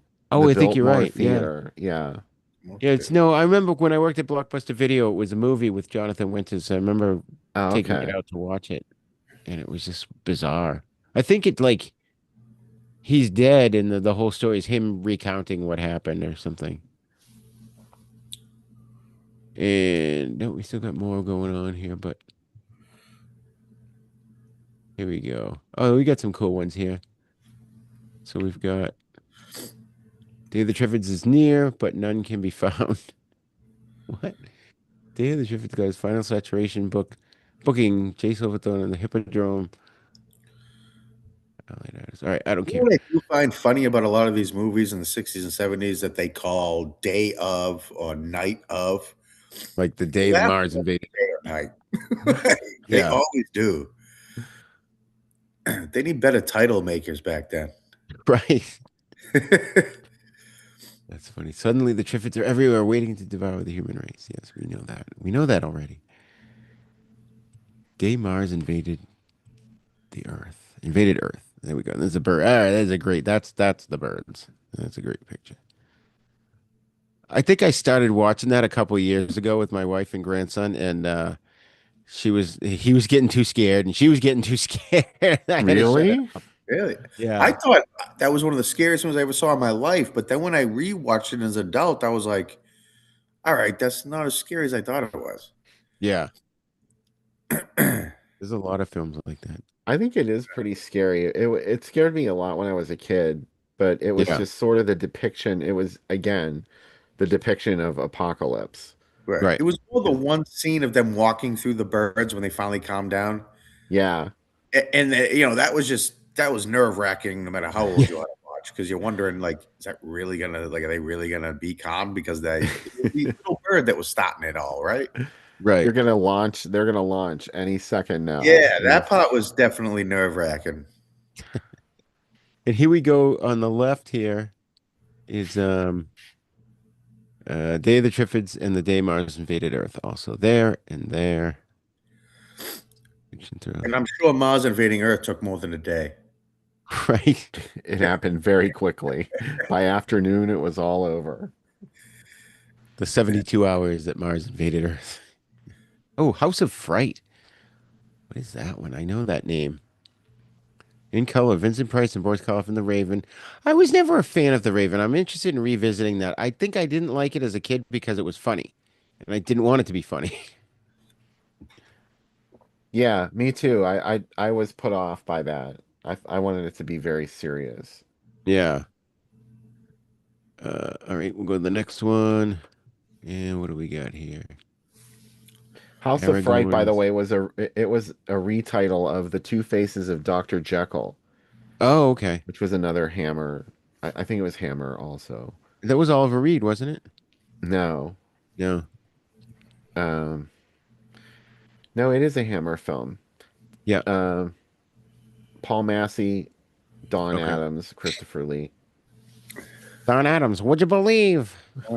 Not that Don Adams. I know. DAWN Adams. We should do comedy horror movies. Yeah. I do. I like some comedies, like of course Ghostbusters and Abbott and Costello Meet Frankenstein are among my favorite movies of all time. 5,000. Yes, yeah. Or Saturday the 14th. I love that one. I love that one. That's good. I still quote, what's his name? Oh, the actor that was in it. Richard Can't think of his Benjamin. name off the top of my head. Which one? Richard Benjamin. No, the character actor. I forget his name, but he's the one that goes. He's like sort of the scientist they call in to find out what's going on in the house, and he drinks something and he goes, not bad, not good, but not bad." And I often will say that if someone asks me how something is. Good. All right. So here we go. We get some more first run thrillers. Day Mars invaded Earth and Day of the Triffids. You know, something when I was doing research on this too, it said it aired in England, or it premiered in England in 62 and then premiered in US in 63, but from the newspaper ads it didn't premiere in 62. They talked about it, but then it came in 63, so I don't know what the truth is. Oh, and then we get The 4D Man with Robert Lansing. That's a good movie. Kill a Mockingbird. Tarzan Okay. goes to India. And then here we go. We've got a nice clear picture of Nicole Mari and Howard Keel. Go back to the book. During the filming of John Wyndham's novel, The Day of the Triffids, originally published by Michael Joseph in 1951, reprinted by them this month. And this month would have been August 22nd, 1962. So August of 62. So yeah, they reprinted it in anticipation of the film coming out. It's pretty cool. And then here's that one I told you I clipped it. I was looking it up. It actually was a box office success Oh, good. for UK and somewhat American standards at the time. Mhm. Huh. It had like a $700,000 budget, but it made like 1.5 Wow. in the first year. So for those times, not bad, you know. Yeah. I was a little disappointed with the quality of the video on Tubi. I would expect this movie to have gotten the remastered treatment, you know? I was gonna mention that. I tried it on Tubi and then I tried it on Flex and or Plex. Plex, yeah. It didn't matter. I tried it on three different platforms. No matter what, I couldn't hear anything. It was the lowest volume. Like I had it all the way up as high as my TV goes, and it wouldn't do subtitles either. Yeah, I So know it wouldn't do subtitles. I didn't even have my AC on because I couldn't hear the thing. Wow. Yeah, it wasn't very good, like remastered or anything. That's for sure. Yeah. Maybe if that happens again, try and watch it with headphones on a computer or something. Right, right. But as I mentioned, this influenced the openings to Walking Dead, Night of the Living Dead, even like Bill said, Night of the Comet. But yeah, this movie's scary. What else was I gonna say about it? Yeah, the ending was like War of the Worlds, where in War of the Worlds they discover that it's germs. You know, what dumbass aliens launch an invasion and don't wear spacesuits? That's not Well, that that's was an like that. argument for What was that M Night Shyamalan movie? Walking Yeah, Signs. signs. Signs. Yes, I Like, like yeah, that let's go movie. to a planet that's 75% water, but water is our weakness. Water kills them. That makes no sense. That always makes Well, me think of there was a comedian once talking about the Wizard of Oz, and he goes, "If there was a liquid that could, oh, say, melt me, I wouldn't have a bucket of it lying around my house." All right. So, final thoughts on this, Owen. Um, like I said, a tough watch a little bit in the beginning. Kind of Hold like on. I would have actually liked it more if I was expecting like an apocalyptic movie. Like Bill said earlier, like you think it's going to be a movie about deadly plants and monsters, whatever. But they could have divulged a little more into like the human condition of Mm, that, apocalyptic feel. yeah. Um, but it did. It picked up very well at the end.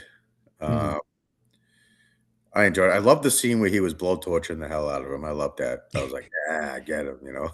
Yeah.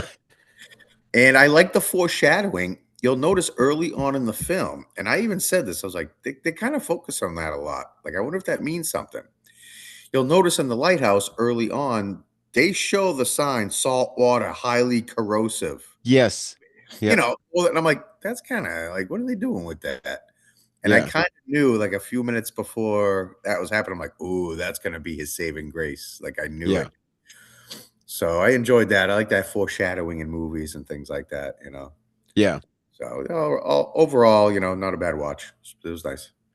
That's cool. Bill. that made me remember it has some blob vibes going on too, with that fire extinguisher finally being the thing that undoes them. It Right. reminded me of like the blob, they were chasing it away with CO2. But yeah, this is such an awesome movie, such a crucial part of many a monster kid's youth is discovering this movie. And I don't know, it probably plays a lot better in its time from like Right.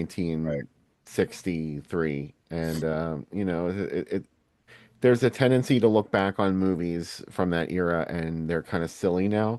I don't think this one is totally silly because it has a more intensive thing going on. It's got this end of the world scenario. And although since it's being a motion picture, they had this cheap cop out ending where everything's okay again. Everybody goes to church. I'm like, Yeah. what? That's right. It did end with everyone going to church. That's funny. I'm like, you just wrapped that up so neatly, and then everyone can go back to church now. But That's so other funny. than that, it was kind of like, the ending of The Bad Seed. They changed the ending of that, Right. and they just didn't want to send an audience home on a bummer note. So I want to that kind point of one cheapens thing it. out that was funny though. That was kind of Mm. funny. Remember when the girl couldn't open the car from the inside? Yeah. Right? All he does is break the window, puts his hand through, and he opens it from the inside. Yeah, Right. Like, oh, she that just handle couldn't won't figure work. it out. Break the window. Well, she was in a Tesla, so she couldn't figure out how to do it. There you go. She was in a Tesla. Oh, Dude, that's that's hilarious. happened to me. I take rideshare all the time. I use Uber and Lyft a lot. And I got picked up in one and I'd never been inside one. And I'm like, where's the handle? There's literally no handle inside there. It's a button that you press, and it's sketchy to say the least. I'm like, this whole car is electric. What happens when it stops? Yep. Can I get out? Or No. do you have to shatter the window? Right? Was it you, Owen, that had that trouble? So someone I know had an electric car and their keys were locked in it and the battery died. I forget who that was. It might have been Stephen Scally, but said they would never buy another electric vehicle. Yeah, I won't be dead caught dead with one. Oh my God. So yeah, I mean, I highly recommend this movie. Go out as of this recording, it's on Tubi. It's a fun monster flick. If you watch it with the kids, it's great fun. It's not, overly gruesome. Although the next one is surprisingly gorier than I remembered. But yeah, Day of the Triffids, and read the book too. I highly recommend. Oh, that's what I was going to say. Owen, you had mentioned um, that they could have gotten more into the humanity of end of the world and all that stuff, and the book does do that. It Okay. just they didn't throw it into the movie. I mean, it really needs to be a television miniseries like they did in the 70s to really get all of More that in. character building and things like that. Yeah. Yeah. Right. I think there was one more recently, like 2007, maybe there was a Triffids show, like 6 or 12 episodes. I haven't seen that yet, but all right, folks. Well, we are going to take a break, and when we return, we are going to discuss 1966's Island of Terror, starring the great Peter Cushing. So I'm just going to share this, and we'll see you in 5 minutes. Got it.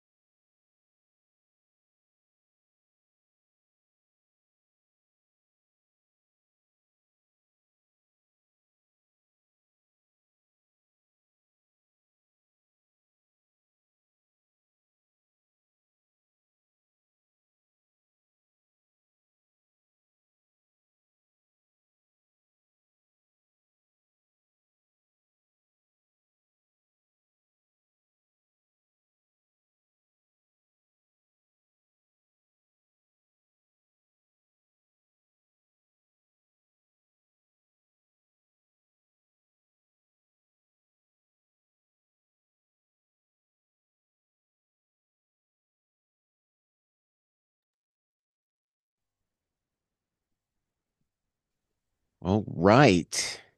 We are back. I'm just going to check the socials, see what we got. I checked No. Facebook. Frank was the last one that commented. Okay. We're still playing on YouTube. That's weird. Wonder what the lag is on that. Ooh, that doesn't seem right. And I mean, we're a minute or two behind on Twitch, so that's fine. I still haven't really investigated this Twitch thing further, but well, I guess Facebook is still playing us too. Like it's still Mhm. behind. That's weird. No, we're caught up on Facebook. I was just there. Oh, it jumped. All of a sudden, mine jumped. Yeah. Okay, so it was just a buffering thing. Buffering the Vampire Slayer. Okay, folks. Next up, we are going to discuss Island of Terror from 1966. Some islands are famous for beaches. Some are famous for resorts. This one is famous for accidentally creating boneless people thanks to an experiment that went spectacularly, hilariously, and catastrophically wrong. When residents begin turning up looking like someone forgot to install their skeletons, scientists, police, and one very determined Peter Cushing race to figure out what's happening. Their investigation uncovers the silicates, gelatinous creatures with suction cup tentacles whose preferred diet is calcium, which is unfortunate if you're particularly attached to your skeleton. What follows is a classic British monster movie comfort food. Intelligent heroes, increasingly bizarre science, charmingly earnest performances, and creatures that somehow remain creepy despite looking like giant ambulatory calamari having a very bad day. It's exactly the sort of film that Hammer fans and creature feature lovers adore everywhere. Or creature feature lovers everywhere adore. So, first impressions. Let's go with you again, Owen. I watched this about 2 weeks ago. I was thoroughly impressed with this movie. I liked it. I love Peter Cushing. He's a great actor.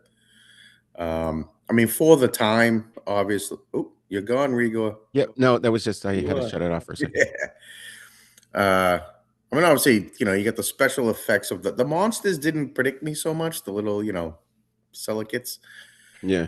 Um, but and I got to take it with a grain of salt because of the date and time of when it was created. Um, but great movie, and I like the premise of how they were trying to cure cancer, and that's what accidentally created these. Um, they did make them like impervious to a lot of Yeah. there's no way to kind of kill them. Yeah, the shooting and fire and all Yeah, that. everything. I don't know why they didn't try to chop off the tentacle thing though. Like that seemed like, hey, you just cut that with an That'd axe. be a good place You to have to cut your start. arm off. But the movie was great. Like it had a lot of great aspects to it. Like you said, it's like comfort food Yeah, for a horror movie, especially for that date and time. That was a good watch. nice. Bill. This one is one that escaped me for many, many years. I only saw it recently because we did it on the Drive-In Asylum double feature a couple of months Oh, ago. okay. And it was just it's such a strange movie, and the creatures remind me, they just look like turtles. Turtles. It's That's what it's I was like a gonna say. big turtle. And another movie that has turtle monsters in it is The Boogans from Oh, yeah. 1981. Yep. Another turtle monster movie, and they had tentacles too. So I'm not saying the Boogans ripped off Island of Terror. I'm just saying there are similarities. And Right. these turtles, for some reason, love to eat skeletons. And I'm attached to my skeleton permanently, and I don't want anybody to eat it. I knew this woman whose skeleton fell apart, and it didn't go well. So it's just, it's I'm very sensitive about my skeleton. So this movie creeped me out. I thought it was pretty weird. It was another one of those things where you're like, what were they thinking when they wrote this up? Was someone Yeah, smoking something? Because of course. it was pretty out there. At least the concept anyway. It's Yeah. executed very professionally, and you know but yeah, I like it. Yeah. This was one of those ones I remember seeing as a kid. I really loved it. In fact, I still have the VHS tape No way. from Oh my 1993. God. It's got a cool on the back. Even that simple front cover looks way more elaborate than anything in the movie. Right. It's just You know what was funny though? If you notice, the first guy to die in the cave, Yeah. and they discovered his body, Yeah. and he lifts up his hand. He has a Yeah. skeleton hand. Yeah. I That's the think it only was. time. Other than that, they do a really good job. They put like almost like Yeah. a weird glove on or something like that, and they make it look like mushy skin.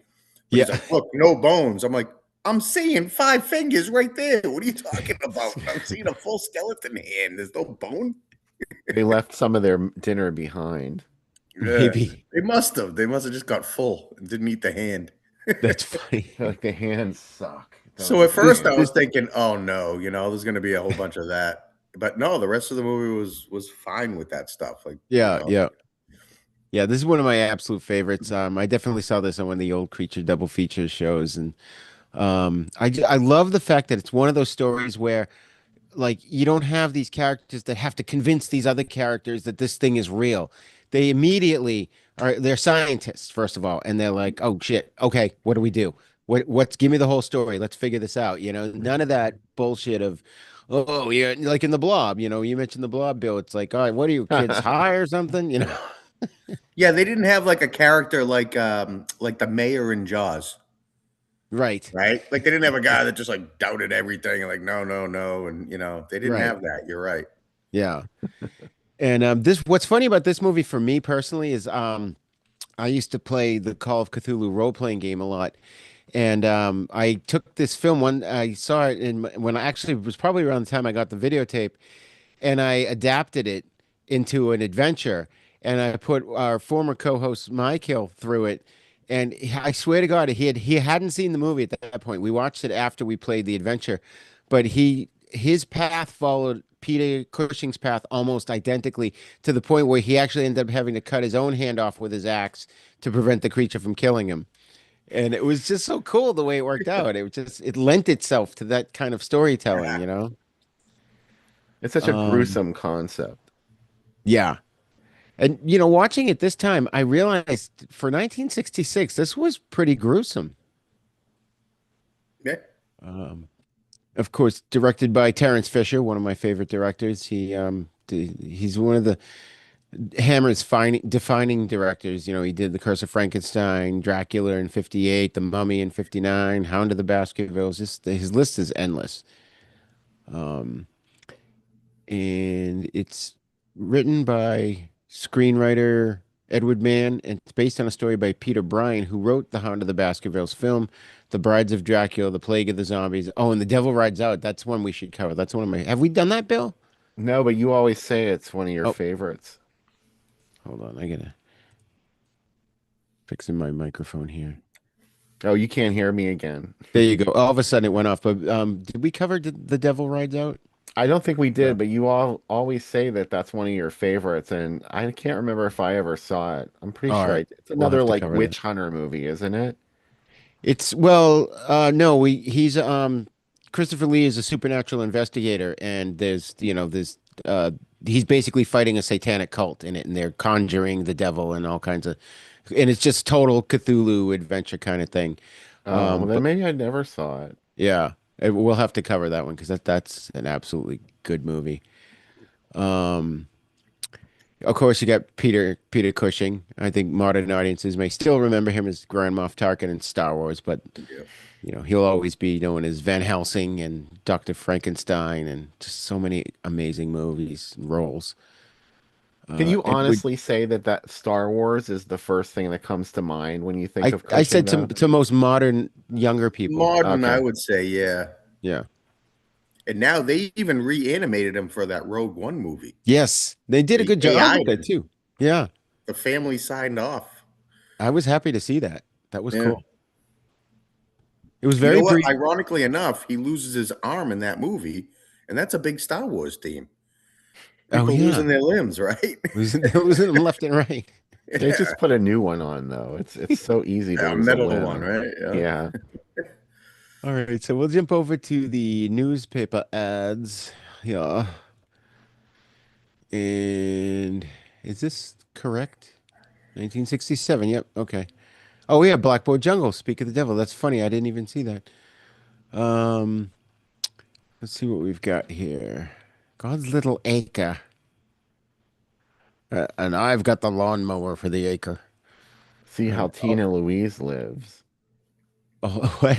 Oh yeah. Michael Land, Aldo Ray. I'm there. Avoid any movie starring Aldo Ray. Remember Fangoria said that. Not me. I watch it several times if Aldo Ray's in it. But look at that. Jack Lord, Vic Morrow, Michael Landon, Buddy Hackett. Jeez. Buddy Hackett. In 50 neighborhood suburban and drive-in theaters near you, see how they live in this Georgia film. Wow, I've never even heard of this movie. Complete and uncut version of Erskine Caldwell's great lusty best-selling novel. All right, let's see what we got here. We're looking for Island of Terror. My brain keeps thinking Day of the Triffids. Animal Farm. Oh, The Deadly Bees playing with Vulture. Deadly Bees was, yeah, I guess it was 66, huh? Mm-hmm. Yeah, that sounds about right. Somewhere around there. I know it's here because I wouldn't have taken this one. Oh, there we go. Over in the left, playing with Frank Sinatra's Naked Runner. Island of Terror. Wait, what does that say there? Oh, okay. Runners at these times and islands at those times. Oh, that's funny. Okay. That's kind of backwards, you know? What do you mean? Well, couldn't they just put the times next to the name of the? I guess it couldn't really. Didn't have enough space for it. Who knows? Yeah. Ghost of Mr. Chicken. These are very unforgiving restrictions Yeah. creating these ads. Dirty Dozen. Now look at this triple feature here: Projected Man with Island of Terror plus Planet of the Vampires, and this Mm-hmm. one has it with War of the Zombies. Ugh. Which one is War of the Zombies? I just remember it's not really a zombie movie. Right. It's like a war. I think it's like a peplum film. Oh, okay. Yeah. I'm not sure. I just remember I didn't like it, and I do love Island of Terror now, Yeah. and I love Planet of the Vampires Yes. even more. Mario Bava classic. I think we did cover that one. I think we talked about it. Yeah. Yeah. That's a good one. Oh, and if you get a chance, Planet of the Vampires is directed by And Italian Vampire. maestro Mario Bava. I was gonna do a vampire movie Yeah. about a vampire that likes to start fires. It's called Vampiro. That's a great idea. That's awesome. The Oh. vampire must have a death wish, though. I mean, that's one of the only ways you can kill a vampire is with That's what fire. makes it an interesting movie. It's like something that'll surely work is fire. That's awesome. I, a woman. Hear me roar. It's just like I, comma, a woman. What? That doesn't. She learns English. I, a woman. Good, good, Inga. A woman learned English. She's amazing. Oh my Oh, God. what So was look at that? this one now. I'm gonna go right down to this one here. Look at this. At the Starlight Drive-In, which is not Massachusetts, Chicago. Oh my God, that is beautiful. Wow, Watch that's this come real, crash out of the screen. This is another one of those spook shows. Die Monster Die, which in German is The Monster The. Burn Witch Burn, Queen of Blood, The Bloodbath, and House of Fright. There's that House of Fright again. I gotta look that one up. Did you already tell us what that was, Bill? Yeah, it's a retitle of a Dr. Jekyll film. Oh, Hammer's right. Dr. Jekyll film. Right. Okay. Oh, The Bloodbath, though. I don't know that one. Two Faces of Dr. Jekyll. Bloodbath is amazing. Bloodbath is one of those movies that's cobbled together from like five different films. It's like a Jack Hill, Roger Corman quickie that Oh, okay. they kind of like cobbled together this story out of a bunch of different plots. One of them includes a vampire, and he's this sculptor who immerses his victims, of course, to create his sculptures. It's really fascinating. It doesn't make much sense, but it's just a really bizarre experience. Yeah. Look at A Grinning Skull, free to every car. $3 That sounds a good. car load. That's cool. My God, it's unbelievable. Yeah, I want to check that one out too. I wish one of these days we'll get to them all someday. Yeah. Revolutionary new in-car heaters. That's funny. That revolution didn't do much. Ooh, the Sound of Music. I was at the Von Trapp Brewery last week. Oh, really? Yeah. That's awesome. Right on. Oh, here we go. Tony Franciosa, Fathom with Raquel Welch. I have that. I think I have that on DVD. But here we go. Boris Karloff's Frankenstein with Jack Nicholson in The Terror, and Bela Lugosi's Dracula with The Vampires. But yeah, I saw that Vampires and I was like, definitely oh, was a peplum film. That was like a gladiator vampire movie. right. Okay. And for those who don't know, Peplum films are basically like Bill just said, sword and sandal kind of those movies, which were hugely popular back in the 60s.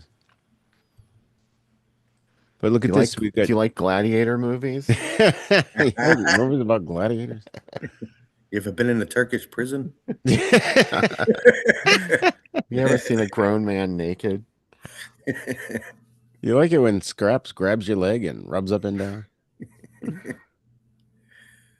Oh my God, the genius Plague of of the movies. Zombies.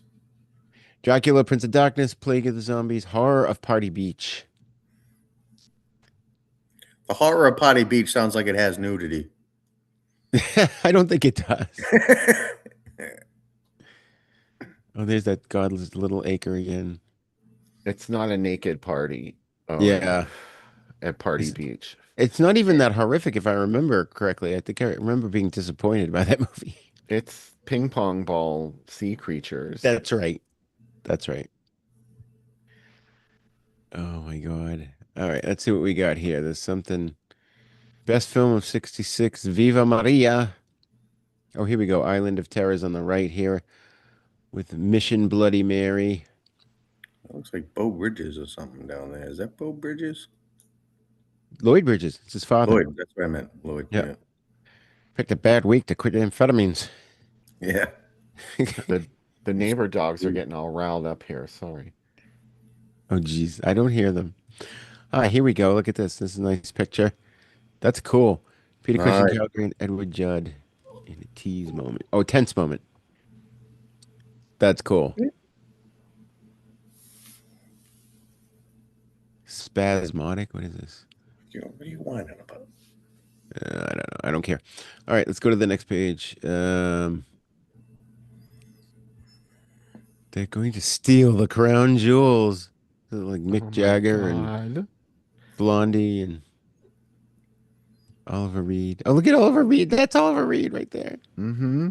He's like Wow. 10 years old.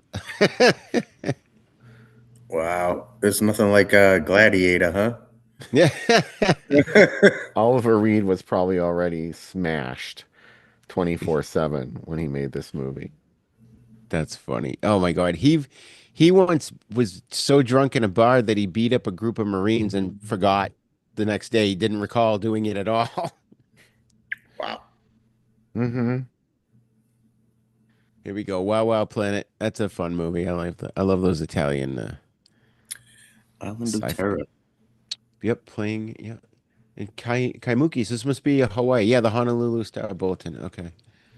Yep, the Kailua Drive-In. Let's see if we get it over here. Yep, Island of Terror. Oh man, now that would be a cool double feature to see at the drive-in. And She with Ursula Andress. I think Peter Cushing's in that also. I believe so. The Jokers. All right. Oh, you only live twice. Oh, speaking no of Gladiator, we got Richard Harris there with Doris Day. Oh yeah. Where? Oh The yeah. lower left. Yeah. Caprice. Wasn't he Marcus Aurelius in that movie? Oh yeah. I'll always remember him as Dumbledore in the first two Harry Potter movies. That's right. He's Dumbledore. That's right. Yeah. I liked him better than Michael Gambon, who I thought was too harsh. I thought, what's his name was a kindly Dumbledore. So this is a Peter Gunn movie based on the TV show. I didn't realize they had done that. It exploded right past you. I Wait, know. How did I Blake miss that? Edwards. Blake Huh? Edwards Yeah. is Pink Panther, right? Yep. Yep. He's done a lot of movies. What's that one he did with John Ritter and the John Ritter and the other guy have these glow in the dark condoms on and they end up having a sword fight in the dark so you only see the, the I things don't going. remember that. Well, I vaguely remember that. Oh, I forget the name of that now. You only live twice with Sean Connery. Yolt. No, it's Yolt. You only live twice. The Mobile. Walter Brennan. Do we see Island of Terror anywhere here? I don't think we did. It must be oh yeah, there we go with Wild Wild Planet. And this is another Hawaii, yeah, Honolulu star. This one is also Honolulu. Grand Prix, Thoroughly Modern Millie. Oh, here we go. Wild Wild Planet. I don't know. I don't see Island of Terror unless it's just. Oh yeah, it's done in these things again. All right, we can skip to the next one. Zoo Zoo, skip to my Lou. So we've got 2001, a great movie. I love that movie. West Side Story, it's a fun movie too. When you're a jet all the way. All right, here we go. The Oiving Theater. Look at this. They lived by eating Wow. human bones. This is great. I mean, they used all different kind of press kits to make this ad. It's Yeah. fantastic. Hey, If Skin Deep. yeah. That was the John Ritter movie. Okay. Yeah, yeah. That's funny. That skull face is from the Conqueror Worm, Yep. and it's you being used to promote Dracula, Prince of Darkness, and that thing from the Devil's Own. That's I think that's Horror Hotel, aka Okay. City of the Dead. Right.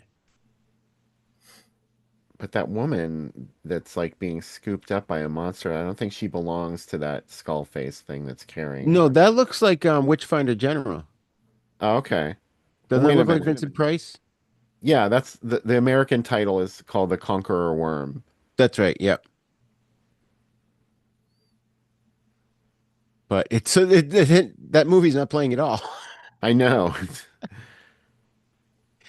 It rises out of the depth of time to reach the heights of terror. We don't dare describe it because you might be afraid to come to the theater. What? Wow. What? What are they even talking about? I was too scared. And then over here we've got another triple feature. That might be the same place, the Irving. Yeah, the Irving Theater. That's the same one. But you've also got the Boston Strangler and the Detective with Stony Kurtrock. Bill, did I ever tell you the story about the Boston Strangler? Tell me again. My grandmother one time, around the time of the Boston Strangler, someone knocked on her back door. She opened it up and it was this guy in a suit or something, and he's talking to her, and she lets him in, and he's like, basically what she described to my father, because she lived on the first floor, my parents and I lived on the second floor, and she owned the house, and with the way she described it to my father, he realized that the guy had walked in and cased the joint, and then walked out the front door. And it was around the time of the Boston Strangler, so there was always that worry that, ooh, was that the Boston Strangler? Did he just come through here? You know? Yeah, Wonder. creepy. Yeah. Oh, and then we got video cover and of terror. I always like this one. I always remember this image of he's holding an axe in it, but I could be wrong. Hold on, I need to move that. All right. So what do we got here? The miniskirt mob mixes it up with an outlaw motorcycle gang. That's cool. Vincent Price claims screen villainy is fun. Oh, that's cool. Oh, Conquer a Worm. Oh, that's interesting. Sadistic way through the real life role of Matthew Hopkins in American International's latest horror thriller, The Conqueror Worm, filmed on location in Hollywood. That's another one that has nothing to do with the Edgar Allan Poe story, right? Yeah, that's true. Um, all right, what do we got? A Lovely Way to Die. Oh, that's Kirk Douglas. Hmm. Sylvia Cosina, she was in Lisa and the Devil, Yes. aka House of Exorcism. Yes. Which, yeah, I think I don't know if we've talked about it, but I don't think we've like discussed it as officially. But that's another fun one that we should get into because we could watch all the different versions of it. Yeah, there's two different ones to pick from. Yeah. And that I love Lisa and the Devil, and that's one of my favorite movies. Yeah. House That's of one of those Exorcism is movies. Oh, okay and when too. Bill, do you want to explain what they did to it? Well, this was after Mario Bava made a big hit for American International Pictures called Baron Blood. And the producer, Alfred Leone, was so happy that he had made all this money for the studio. He gave him carte blanche to make any kind of movie he wanted to. The next movie, like they would fund his dream project. And he made this movie called Lisa and the Devil. And I don't know, it's it's really good if you ask me, but it's not really commercial like Baron Blood was. It's a little more like dreamlike and out there, and nobody wanted to distribute it, so it kind of like just sat on the shelf, and the producer was furious because he wasn't going to make any money after like they spent all this money to make this movie. So he got the idea to turn it into an Exorcist ripoff, because it was this was post Exorcist, and those kind of movies were making all this money in the box office. So they got the star Elka Summer to come back, and they hired a new actor to play a priest, and they shot all these scenes where Elka Summer is possessed by the devil, Huh. and she's being like, she's having like puke fests and levitation, the whole shebang. And this priest ultimately is there to drive the demon out of her. And then they just cut these scenes into Lisa and the devil. And it's sort of like plays as a flashback. The majority of the movie, Lisa and the Devil, plays as a flashback that this possessed character is recalling. It's very silly, but I kind of like the bastardized version of it too. House of Exorcism. It's not too bad. That's funny. I like them both. I They're like your different wording, enough. plasticized version. Yeah, Yeah. True. because it's such a beautiful film. Like Lisa and the Devil is an absolute masterpiece, and to cut it apart like that and turn it into like this puke fest, that's Yeah, kind of vulgar, but like also very enjoyable. just for monetary value too. Yeah. Because they could. All right, here we go. Next page is why do I even have this page? There's got to be a reason. Doesn't look like there's any. Oh, maybe on the left here. Son of me, yeah, 1 million years BC. Our man Flint. I also on the last page I saw a Matt Helm movie with Dean Martin. Here we go. Island of Terror, playing with the Devils of Darkness, and that's an X rating, so that must be. Oh yeah, the Leicester Mercury. So this is an English paper. Leicester. Yes. Spy in the green hat. When the boys meet the girls. All right, so there's nothing much really here. Um, boom. Another British one.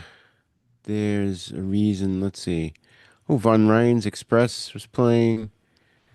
Exterminators, exterminators, exterminators. Okay, okay, okay. Alfie, Alfie, Alfie. What's going on here? Can.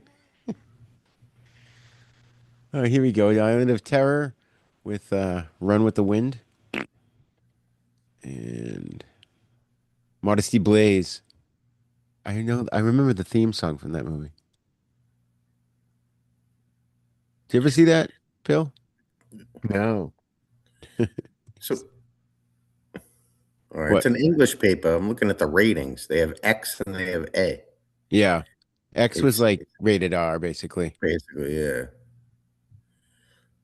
Actually, it was more like rated X because you couldn't get in to see it if you were underage. Whereas an Oh, really? R, a parent could take you in, but you just were not allowed to see it, period, similar That's right. to an X rating. But it was used on the most innocuous films. Like you would think, why would they ever consider that inappropriate for children? But they were very careful and sensitive about what they would let kids I remember watch. there used to be like degrees, like there was X double X, and then triple X, which was like the porn we know today, right?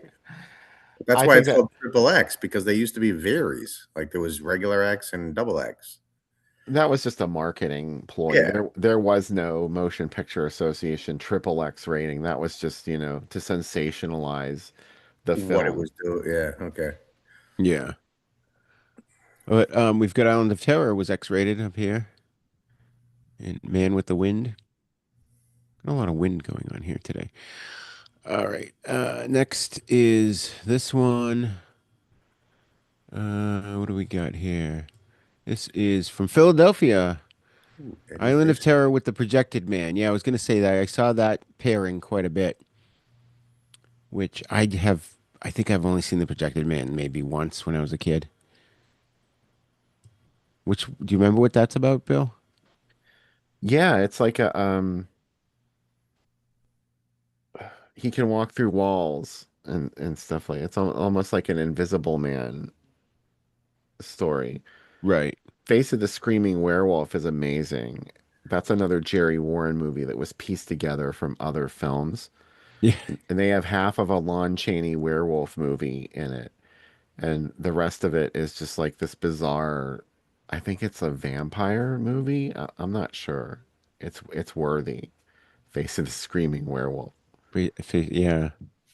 I know I've seen it. I'm trying to drawing a blank on it. But look over here. We've got Island of Terror and the Projected Man with Prehistoric Women and Devil's Own. That's a long night at the movies. I know. Lots of fun. Shock The upon Devil's shock. Own. Mm-hmm. It's a horror movie, right? Or is It it? is. Yeah, what is it? What is that one?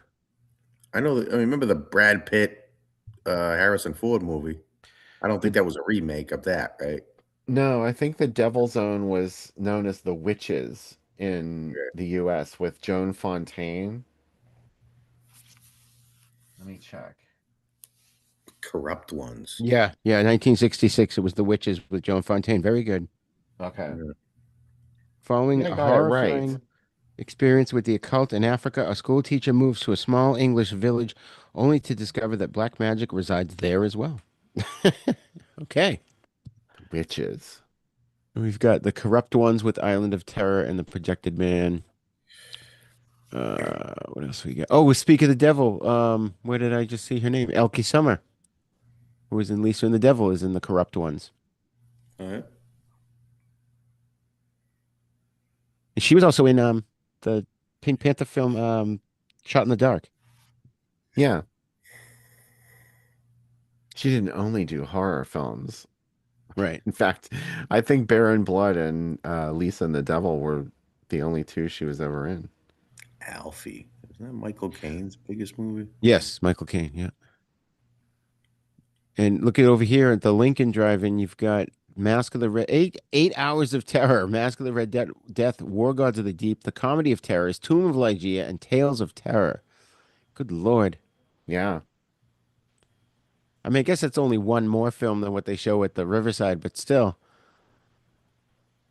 Which, speaking of which, Owen, you and I need to talk. If you're going to be around in September, we got to go to the thing. Yeah, I think I will be actually. That would be fun. All right, let's go to the next page. And what else we got here? We got ton. We've got Aroused, a blast of desire. We just did that on the show a couple weeks ago too. Oh, really? That movie's fucking amazing. It's like you've seen Maniac, haven't you? Yeah. Well, it's basically like a version of an early similar story to Maniac about a guy who murders women and then keeps them as mannequins around his apartment. It's really strange. Highly That's funny. recommended. Huh. Oh, here's Peter Sellers and Ursula Andress and David Niven and Woody Allen in Casino Royale. That was the comedy James Bond film. Hmm. Yeah. It's Which technically I love the theme, but I say that again. isn't that that's the first James Bond book, I believe. Yes. Casino Royale. That's the one they turned Daniel Craig. That was his first one. Right. But I think 'Cause Ian it- I- Fleming's first book is Casino Royale. Yeah, I believe so. But is it considered Hallucination. canon in the James Bond series? I don't think the No. Peter Sellers one is. No. No. Because I don't know. I remember it not making a lot of sense, but I was a kid when I saw it. So, all right. Oh, here we go. That's an awesome picture. I love that. Look at Peter Cushing's hand being chopped off. Yeah, they're showing it. Spoiler alert. Oh my God. Unflinchingly real. Yeah. Island of Terror. All right, here we go. I think this is. Oh no, that's Elvis. Elvis stars a new musical, Island of Terror. Oh wait, there's a semicolon in I was like, what? Elvis? there. Two horror thrillers in color, each based on ingenious science fiction concept, open tomorrow. Island of Terror, starring Peter Cushing, Edward Judd, and a weird tale of the unknown. Suddenly, instances of men and women living on a dreary, fogged-in island begin to appear as formless masses, their bones completely gone from their bodies. How this happened and what is done about it makes for a frightening adventure drama. Then the co-feature, The Projected Man, stars Brian Holiday, Mary Peach, Ronald Allen, and Derek Farr in the story of a brilliant scientist whose advanced experiments with the projection of matter are abruptly halted when his attempts to project a human being, himself, is disrupted with horrifying results for all concerned. I want to watch that. We should do that and The 4D Man as a double feature. Sounds good. That would be cool. I'm up for whatever. Alfie is playing at Alfie is the ribald, frank and earthy story of a young man of today who leads a lusty life aimed solely at romantic affairs and conquest. Opens a 4-day engagement in West Hazelton. I don't think you could make that movie today. Mm. Oh, and What's there's it the all cool about? poster. This was the most popular poster I saw, so I didn't get a huge amount of these ones because they were all the same. Except it looks like this thing's coming out of her ear. The Projected Man. You said that was like the guy that walked through walls or whatnot? Yeah, that's the Kind one of I like an just read the invisible man kind of thing. description. Yeah. Okay, what do we got? Oh, this one's kind of flaky. You only live twice. The Devil's Angels, Harry Sundown, Ooh. Hell's Angels on Wheels. Uh, I don't see any Island of Terror. Oh, here we go. At the South Park Drive-In. That's right, because I wanted to say South Park. Cartoons and comedies, Devil's Angels, and the cool one. All right, here we got some cool. I love that when you go back and look at all these, they're all different. They're all why? I mean, obviously it looks cool, but was it just because they were all trying different ways of getting people to see their movie? So like last week, well, that format didn't work. Let's do a circle inside a thing. You know what I mean? Maybe like a marketing ploy. Yeah. Well, a Like lot of newspapers had. there's no standard across any of these, which is fine. Bill, what were No, you but saying? there were press kits. Like the studio would ship out a press kit with these images in it, and then local layout artists would use that to create these varied ads. And like the circle versus the square, you would just cut that piece out of the press book and then paste it into your layout somehow. Oh, that's true. So they did get really creative. Some papers, like the from Louisville, Kentucky, the Courier, I think it was is the name of the newspaper. They had all these beautiful hand-drawn fonts every week in the newspaper, and it was like, he hand wrote, whoever it was, hand wrote the titles, and it looked beautiful. It was the most beautiful handwriting, freehand writing you've ever seen. That's And awesome. this was like a little bit of art every day in your newspaper, or at least every week. That's cool. Yeah, and they're all works of art. I love them. But look over here on this column right here on towards the left. We've got the first electric heaters, first area showing.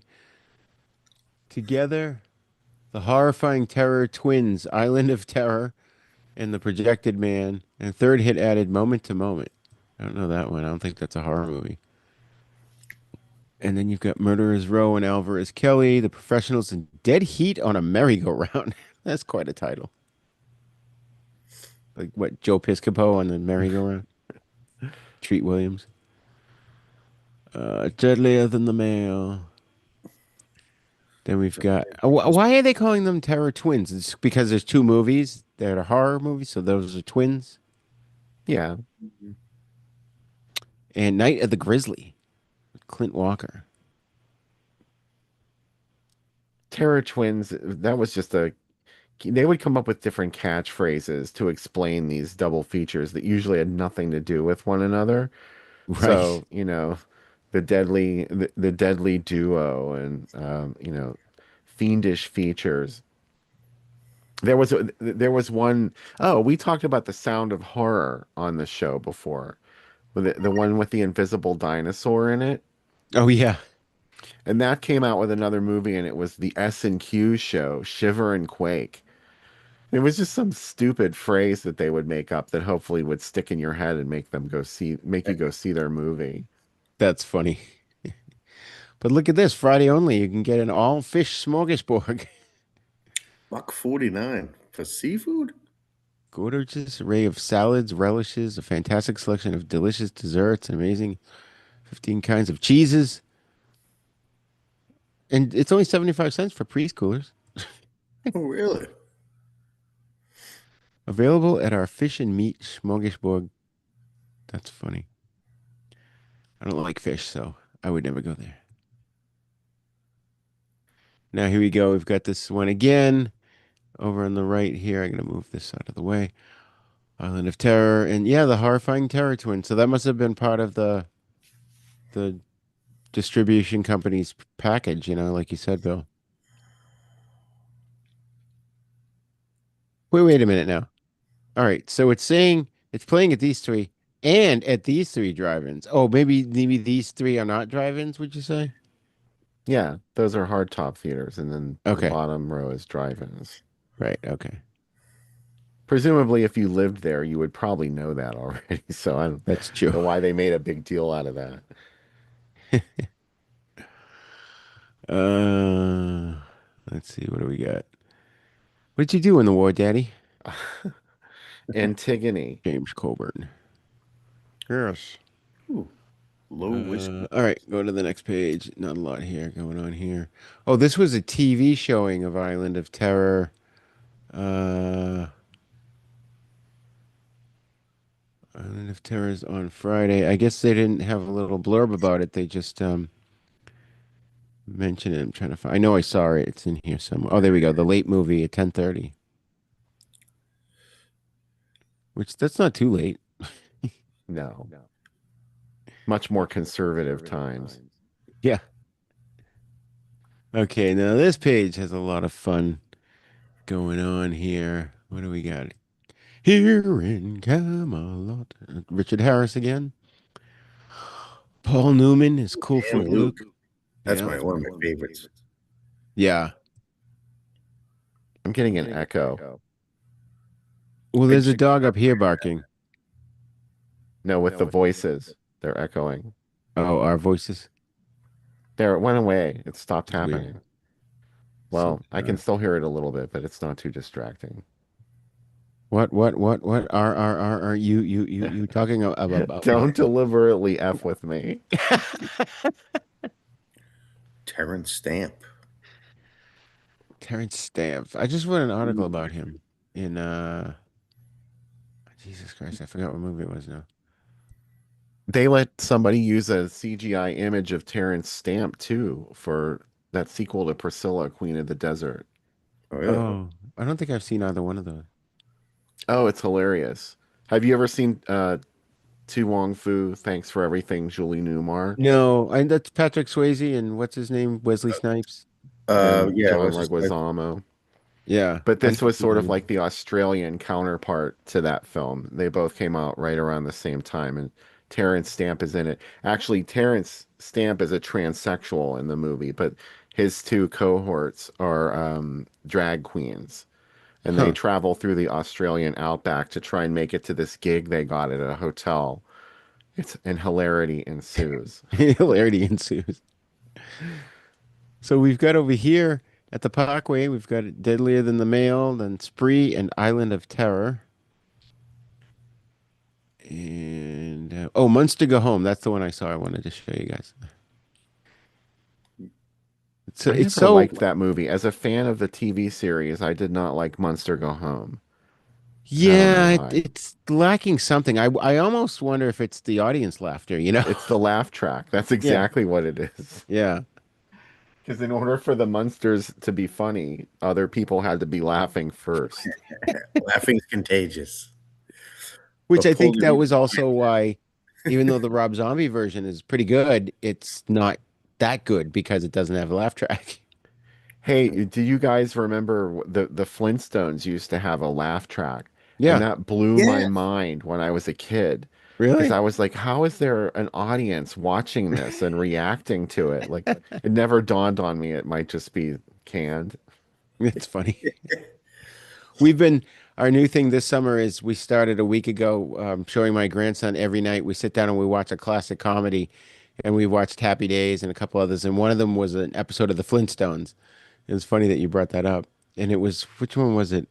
Oh, it was the one where Fred thought, well, Wilma was reading a mystery novel about a woman who gets her husband to get life insurance and she kills him for the life insurance. And she coerces Fred into getting life insurance. And he thinks that it's because she wants to kill him and take the money. right. And the worst That's, thing he does is ask Barney for help. Yes. oh, don't ever ask Barney. God. Fred. Oh my God. So here we go. We've got some good picture here of Edward Judd running into a little trouble on the Island of Terror. Island of Terror, Channel 7's midnight movie on Friday. How cool is that? What is this from? This is from the Idaho Statesman. Didn't TV shut off at like midnight and play the national anthem? Some channel, Like, some channels went I'm till just like saying, two or like, how three in many the stations morning and stayed then on shut that off. back then? Yeah, there were ones that went till, like Roger said, like 3 o'clock in the morning sometimes. Yeah. And there were Not some many. channels that never signed off, Yeah. but they were very few and far between. Any Right. UHF channel always signed off pretty early. Yeah. It's Uh, 10 o'clock. Do you know where your children are? right. I used to love that. That's so funny. Here we go. Island of Terror with it's, looks like a fourth feature in there. It's hard to tell. In-car electric heaters. Here in my car. Wait, this must be 7:15, 8, 9. I guess that could be on the same screen. But then hmm, that's weird. So this one starts at 7:15, but it's got two movies, Art of Love and Island of Terror, but this one starts at 9:05 with just the one movie. So it makes you wonder, is it a triple feature or are there two screens and one's only playing one film? Yeah, they have 2 times but 3 films. You're Yeah, right. it is weird. Unless it was a three screen, but then usually you'd want to maximize your screen and play at least two movies on one. But oh well, doesn't matter. Anyways, up here you've also got it there and El Dorado, which I love that movie. Which is bizarre because it's kind of, I think I always forget there's Rio Lobo and El Dorado, and one's a remake of the other. It's the one where it's John Wayne and James Caan is wicked young. He's like 15 years old in it, and his thing is he could throw knives like an expert. And I think it's the one with Dean Martin. I don't know. We're not Yeah, I ringing a don't bell. know. I'm not familiar with Oh, John Wayne. Oh, I love John Wayne movies. All right, what do we got here? Fistful of Dollars with El Dorado. That's cool. all right, damn Pilgrim. Fistful of Dollars, which we'll be doing some spaghetti westerns and kung fu films on Haven Podcast Power Hour, so you guys might want to join in on some of those. Here we go. Here's a cool one. They lived by eating humans. Do you dare face the projected man? Horrifying. I was wrong about the projected man. It's not really a guy who walks through walls. It's sort of like an experiment like The Fly with teleportation, but something happens and one side of the guy's body is burned, and anybody that touches it eventually dies. He Oh, kills. He has this power to kill, and I don't know. oh, we're definitely gonna have to watch that It's then. all kind of vague to me. All right, not a lot playing here, but let's see if Oh Dad, Poor Dad, Playing. Spy with a Cold Nose. What the fuck? A Spy with a Cold Nose. So that was the film version of Oh Dad, Poor Dad that you Yeah. were talking about. Yes. Yeah. Playing with Slender Thread. The Happening. That's not that awful. uh, what's his name? M. Night Shyamalan. Yeah, was it like the trees were killing people or something? I don't think I Uh-huh. saw that. I stopped M. Night Shyamalan after The Village because I saw The Village at a drive-in, and about halfway through, I figured out I was thinking about how he has a twist in every movie. Right. You're And I like, was what's thinking, the well, twist? this was like his fourth film, I think, after the one after Signs. And I said to myself, well, if I'm him and I'm gonna out twist myself, what would be the ultimate twist for this movie? And then I figured it out, and I said, oh, I hope it's not that. That's kind of lame. And sure enough, the twist, I won't give it away, but the twist in the movie is exactly what happened. I was like, I like that movie, even though I did see the twist coming too, but it was sort of like sitting out there in plain sight. yeah, And I thought it was still a great film, and I loved the concept, that these people were attempting to sort of like isolate themselves from the evils of the From world, and yet society. it yeah. still happened there. Yeah. You can't stop it. A I more like the secret Amish. That's basically Yeah. what they yes, were. yeah. What's the one that he did with where Bruce Willis's character from Unbreakable fights Split. Split? Yes, that I love that movie. Well, it would be Glass because he's only at the very end That's of right. Split. It's like a That's right. surprise. You don't understand that That's those two technically a movies. trilogy, all three of them, right? Yeah, Yeah. yeah, that's really You good. didn't know until you saw him at the end of Split that the two films existed in the same Connected, right. universe. Right. Yeah, that was cool. All right, so let's see what else we got here. Oh, here we go. Up the top there, we've got another person getting strangled. Oh, Neil McGinnis in Island of Terror, doubled with the Projected Man. A few dollars more. Island of Terror and the Projected Man. Best trilogies ever. Projected Man's second feature in the Texas Bill shows what might happen when a mad scientist begins toying with human creations. This mad bunch gets out of sorts and out of hand. Okay. What did you say your name was? I didn't. I didn't. I don't see anything here. Maybe it's on the right. Oh, here we go. Oh, Night of the Grizzly. Which one? Are you getting all those Grizzly movies confused? Night of the Damn. Grizzly is. Wait, did you just say Night of the Grizzly? Yes. Yeah, I don't think it's not a killer bear movie. Oh, It's okay. It's with Clint Walker, though. Let me look it up real quick. Eh. Night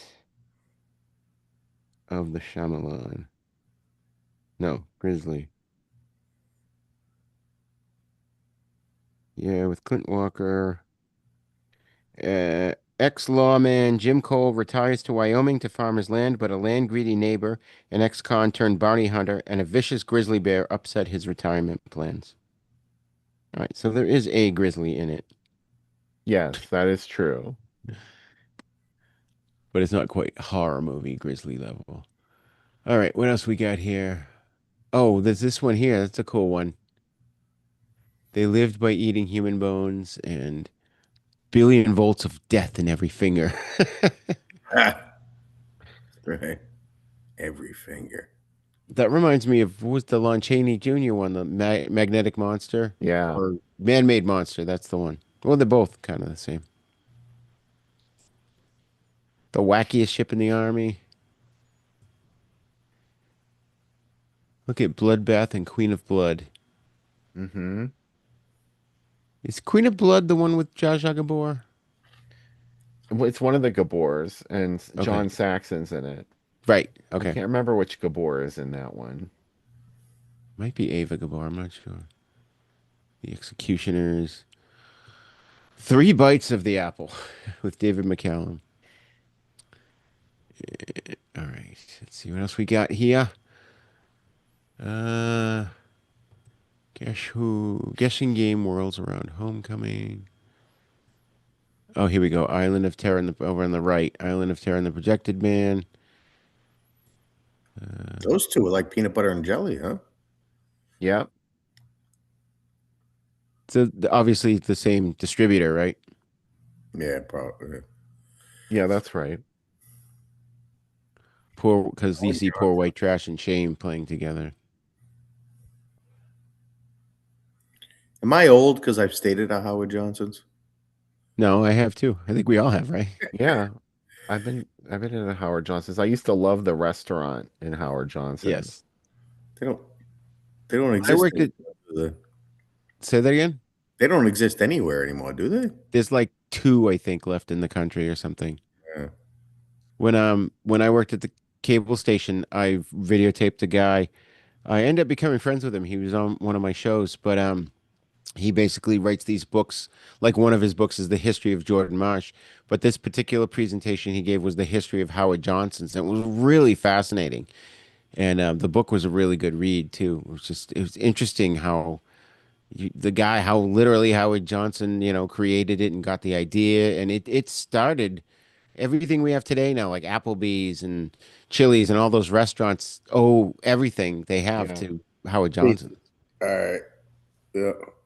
Like they figure out to make interesting things for the kids, like your placemat after you eat can become a mask if you cut it out right, and stuff. There Stuff was like a that. Howard Johnson's in Pittsburgh until the late 80s. Well, It was in Oakland, in the Oakland area. But I distinctly remember that place when I was going to Point Park. Um, it was Wasn't there. everyone in Blazing Saddles called Johnson? yeah, that was the town. Yeah, Howard the Howard Johnson. Johnson. Yeah. You do it for Randolph Scott. I, Who the hell's Randolph Scott?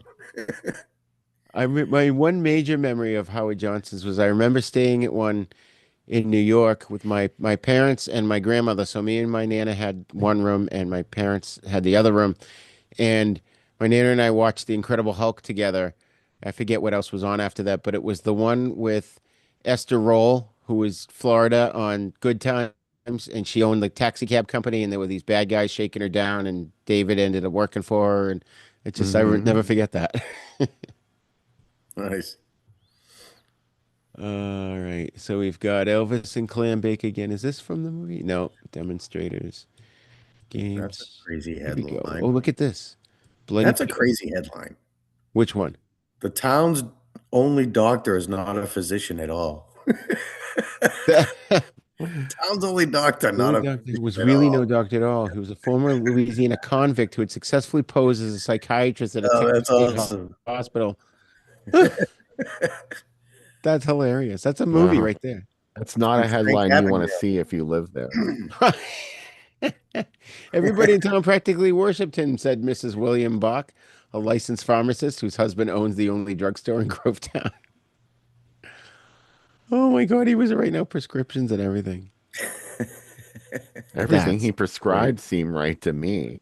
Yeah, That's an actual quote from that yeah, that saw. Wow. yeah. Oh my God, that's hilarious. But look at down here. We've got Bloody Pit of Horror playing with the terror creatures from beyond the grave, or from the grave, not beyond In the the grave. style of Edgar Allan Poe. At least they admit Right. it's not an Edgar Allan Poe story. Bloody Pit of Horror is pretty awesome with Mickey Hargitay, Yeah. Liv's dad. That guy's costume is just iconic in that movie. Hmm.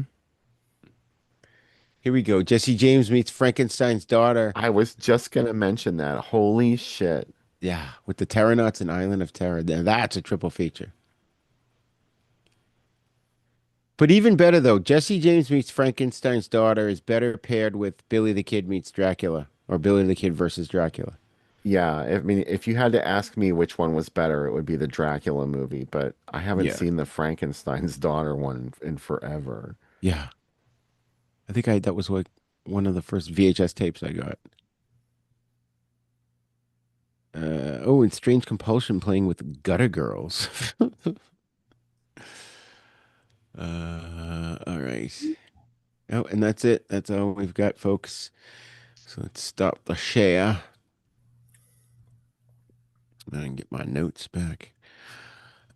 So, yes, 1966, filmed largely in Cornwall, England. Um, yeah, I was looking at my notes here, and I kind of said that before. I just love the fact that these guys, they're scientists. They don't question it. They go, okay, wait, what? All right, let's do it. Let's figure it out, you know? It was funny because I did, you mentioned that right now, but when I was watching it, I kind of had that feeling when they were all in the like town hall there or whatever, Yeah. and they were worried about the people panicking, and a guy just stands up and goes, "Everybody, blah blah blah blah blah," and Yeah. everybody just listened, like they all fell in line, like they were 10-year-olds or something, you know, like it's like that never happens in like A these movies or B in real life. Like there's always some assholes like, no, Right.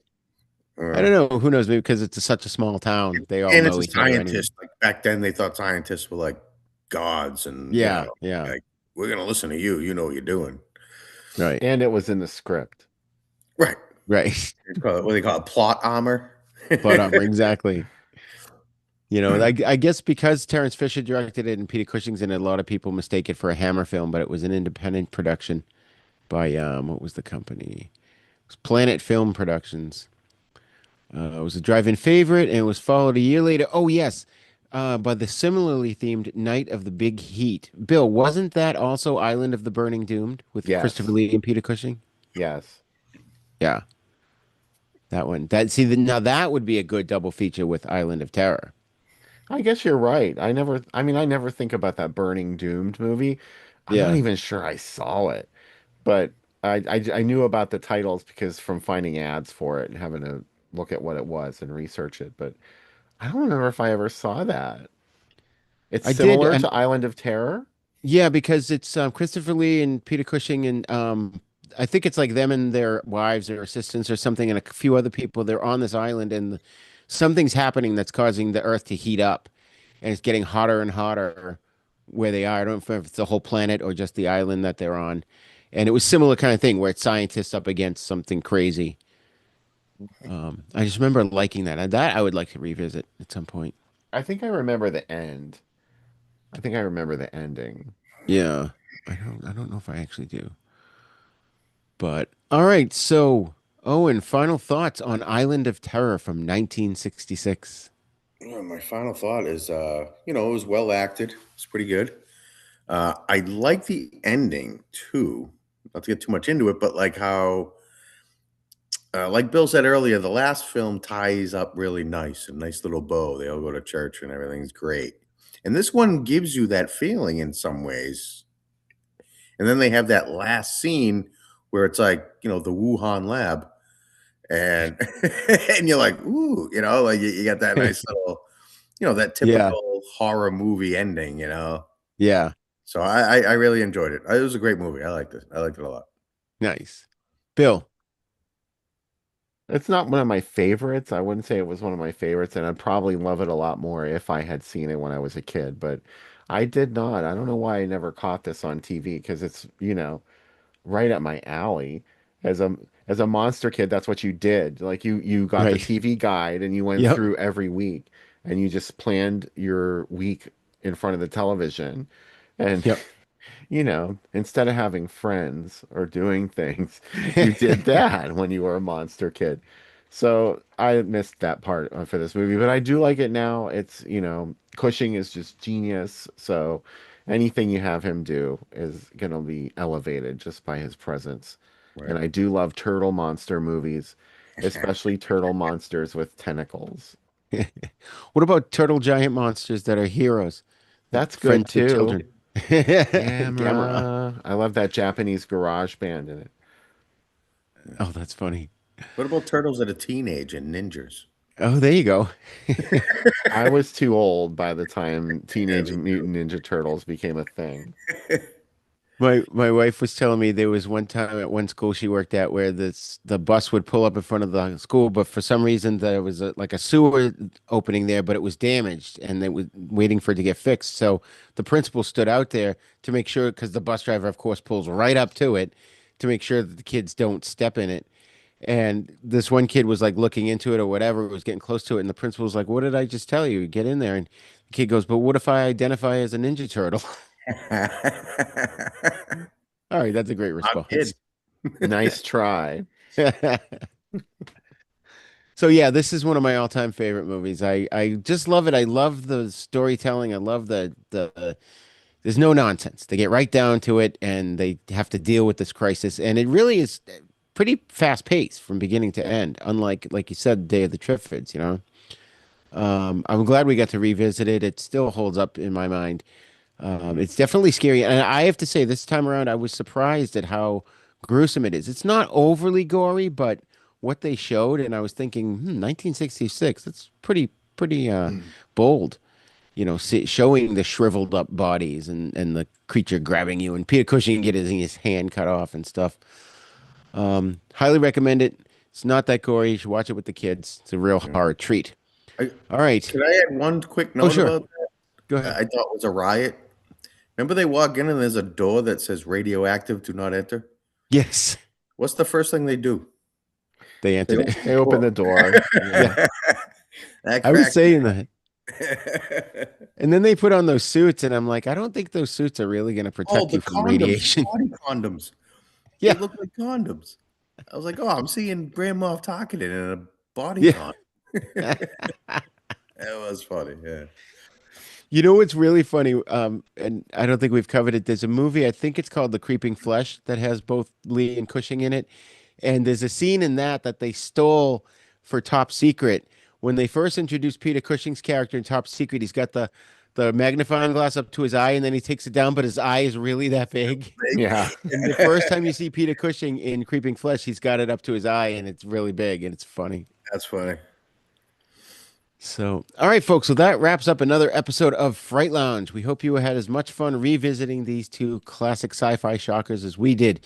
If you'd like to keep up with everything I've got going on, you can find me over at the Haven Podcast Power Hour, Soap Hub, and Soap Central, and of course here on the Fright Lounge. You can also find me on Facebook and YouTube, where there's always another project brewing, whether it's horror, cult films, classic television, or resurrecting yet another old Pontiac that probably should know better.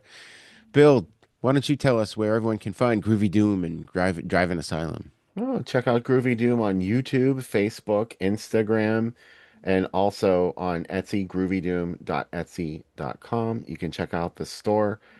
Somebody, while we were on the air, just went through and bought like 7 issues of the magazine. So I don't know what's left, but the brand new issue is definitely available. I got plenty of those, so go pick one up.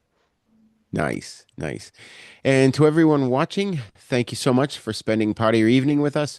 If you enjoyed the show, please give us a like. Subscribe if you haven't already. Hit that little bell at the top so you get notifications when we have new videos. Tell your fellow horror fans about us and come back next time. Until then, to borrow a phrase from a legendary horror host, Bob Wilkins, make America strong. Watch horror movies. We'll see you next on the next Fright Lounge. Good night, everybody. Good seeing you guys. How do I stop the live